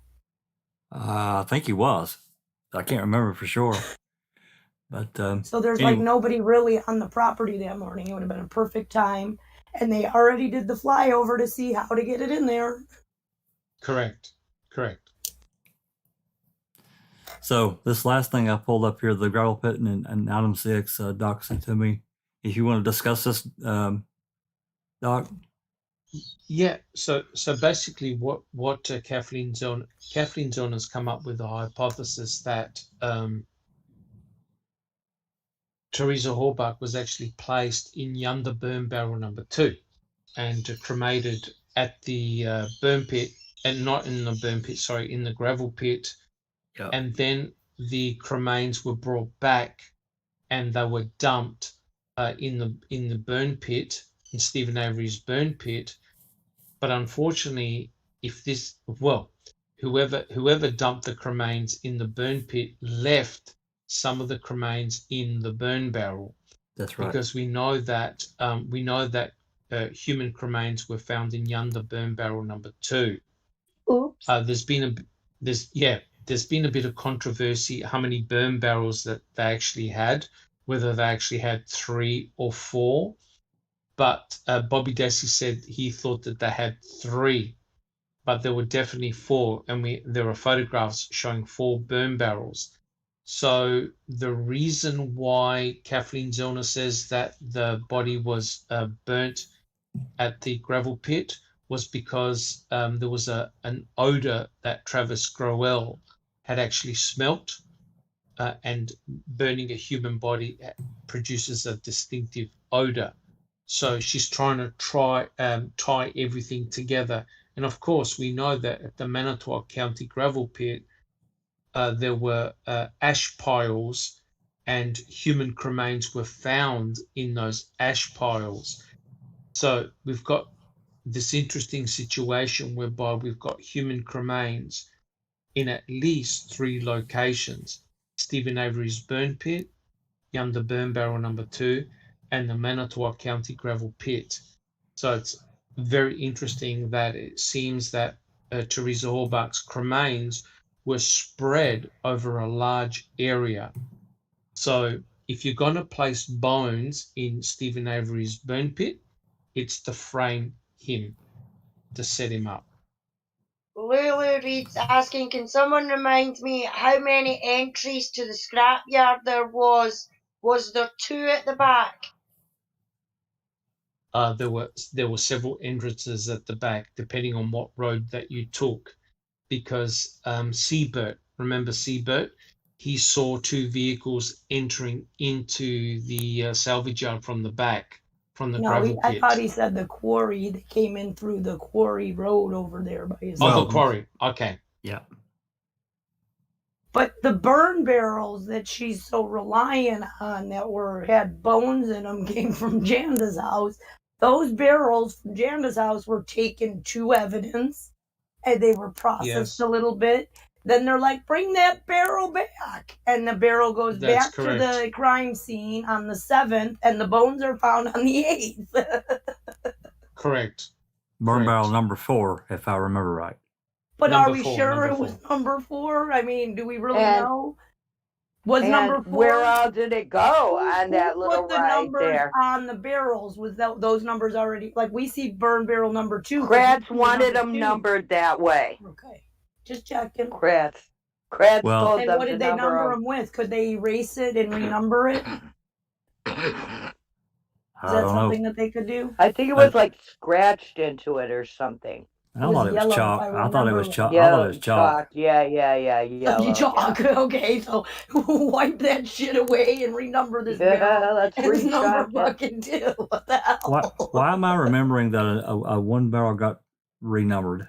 And it got renumbered. Yes, it comes back. It was like 600 and something at first, and then it that number never. Where did that one go? It's gone, and then it supposedly comes back as a new number in the 7,000. So I don't know. I'm remembering that, but I didn't really chase the barrels too much because it's so much of a cluster. Because you can't, because they're going merry-go-rounds. It's a cluster. It's a shell game. It's too complex. Correct. It is. I agree. So moving on was looking at it for like 3 years before she came up with her conclusion that there was like 11 barrels actually. Yeah, it's hard to say. I mean, isn't there a picture of barrels and there's more than 5 in there? And there was only 1 by Stevens and 4 in the back. So where's the other ones from? Yeah, I think the only barrel. There was 6 or something in there. The only barrel that Stephen had was out front, right? Yeah, right, that one by his, in the front. The other one they say is a barrel, I think was like a garbage can, actually, like a plastic garbage can that the shovel was in or something, or maybe that. Cause wasn't there a barrel in the beginning where they said there was a shovel in it? Yes. By Stevens? Where is that barrel? Is that a garbage? Was that a barrel or was that a garbage like barrel, an actual garbage can? No, I think that was a barrel that the shovel was sticking in. But again, it's been too long since I really ran down. The barrels they're just such a mess because of the way they handle them. And I'm not entirely convinced that wasn't on purpose, but or maybe it was just bad training on their part. I don't know, Doc. But on purpose. Yes. I say on purpose. It is interesting here toward the bottom. Didn't Kratz say he wanted it back there? So then why Kratz is not like, he's not a dummy. I don't know. He might be a jackass, but he's not stupid. No, he's not. He generally didn't do anything that wasn't to benefit him or the case. I mean, the conviction. So I mean, that says a lot. Yeah, but this item you've got in red here: blood from an unknown male was found on a rock in the vicinity of the gravel pit bone piles, and excluded. Yep, and excluded Mr. Avery. Yeah, item 6 is interesting. Yep. In fact, it also excluded the Dasseys as well. So the blood CX that was found at the quarry, no one knows who it belongs to. Unknown. And that's a full profile too, like CX, unlike A23. CX is a full profile. Full genomic profile, correct. That's another interesting example of. Well, I mean, there definitely were others that they could have taken samples from that they didn't to rule them out or rule them in. One of the two. Correct. And I don't believe it's been run through CODIS either, which is something that you should do. Absolutely. So, well, folks, we're at a little over 3 hours. We've held people here a long time, and we've had a good conversation. I mean, I really appreciate it with everybody's participation. Doc and Alice and Sausage Roll from both from Scotland. The being here this late, I know it's late for them. Time change and all, it's screwed with all of us a little bit, but I really appreciate it. Appreciate everybody showing up here on the open mic. It's been this is a new experience for me, and I know for everyone. It gives us a format to really open it up to many different subjects, not only the Stephen Avery case, which I'm going to mention one more case that I've been talking, and actually Jinx and others have been talking to Nosy about a case that we've actually talked about a little bit last week, and that's the Danita Tutt. Did I say that right, Jinx? Mm-hmm. Yes, Danita Tutt from Texas. Yeah. Yeah, we're going to be talking about that case. Depending on how things play out, it could be this coming Sunday. We'll just have to see where we go with, maybe trying to get some things arranged with Dr. Sandra Lane. That'll be really, I'm sure Doc is right in pointing out she's probably completely covered up and busy. But we'd love to have, we'd love to have her on to talk and give her perspective. I think that would be fantastic. It's an A&E show if you guys want to watch it beforehand. Yes. It's called Accused. It's on A&E, which is a cable channel. It's called Accused, Guilty or Innocent, and it's the season 1, episode 2, Protective Mother or Attempted Murder. Or I said that backwards. Attempted Murder or Protective Mother. So if you guys want to check that out on A&E, I have aired it on Discord for people. If you can't get it, I am willing to do it again for people, I guess. Yeah, it's a really interesting case. I mean, it's about Danita and her family, and their a very sick child, and the police basically accuse her of trying to kill him, starve him to death, and really it comes down to accusing her of my child's by proxy, and comes to find out, that syndrome or disease or whatever is really pretty rare. Doc would probably know more about it. Yeah, Doc is probably as much or more than anyone. I did do a little bit of a look up on it, and it's just so rare. But apparently in this county in the last, 10 years, Jinx, that they've got 4 cases or 5 that they've prosecuted? 5. And according to the woman who's the Munchausen Expert. by proxy expert, she gets several cases a week that she only picks, like 10 a week or 10 a month, she says, and only one of them usually per month fits that description, but they've only had maybe 4 or 5 convictions with that as part of the conviction. So crazy. So Nosy will have more information on that. She's following it a little closer than I have done. Yeah, it's a really interesting case, and this woman was arrested and convicted, and she's in prison now. So it's a really interesting case, which to me blew me away when Nosy was telling us about it. So we're going to be talking about that. But as time as the week goes on, we'll see where we land. Like to thank everyone out there for participating in our madness of looking at these wrongful convictions and things that we find of interest, that we want the justice system to be what we think it should be, and it's being taken advantage of by those that are profiting from it in one way or another, and getting it fixed for future generations. It needs to be repaired, and it can be repaired. But our attempts to bring a lot to it, I think is important. It is to me. I mean, I've got children that I want to see have a better thing if any trouble ever arose in their life, that the justice system is truly fair, because it is as it is now. It's not. It's, at least here in the U.S., it's just not. And in some jurisdictions, it's terrible. So before we hang up, is there any other comments that anybody wants to say? Jack, just quickly, if I could just say, Wizard, what I find very frustrating about the Luke and Jody case is a lack of first-hand documents, and especially the court transcripts and the forensic results. I hate commenting about a case when I don't have access to the primary information. We're very spoiled with the Stephen Avery, Brendan Dassey cases, in that we have a lot of information at our fingertips. But in Luke's case and in Jody's case, we're really relying on almost secondhand information. It'll be fantastic if we could get access to that primary information. It would be great. Remember also the 2 new YouTubers that are starting up to follow Luke and Jody's case, that yes, our super mod Cat put the links up. Give them some support, and hey, we may get information from them that we don't have now, and that's great. Wherever it comes from is fantastic. Anyone else got anything else before we hang up? I was just going to give out a big shout to Sausage Roll 74. I'm glad she got over her shyness and come on board. I'm sure I speak for everyone when I say a big thank you. It's been a huge benefit you joining in this evening, and everyone's thoroughly enjoyed it. Thank you very much. 100% That's agree. all I got. Excellent. Thanks for having me, guys. Anytime you want to join, you're more than welcome.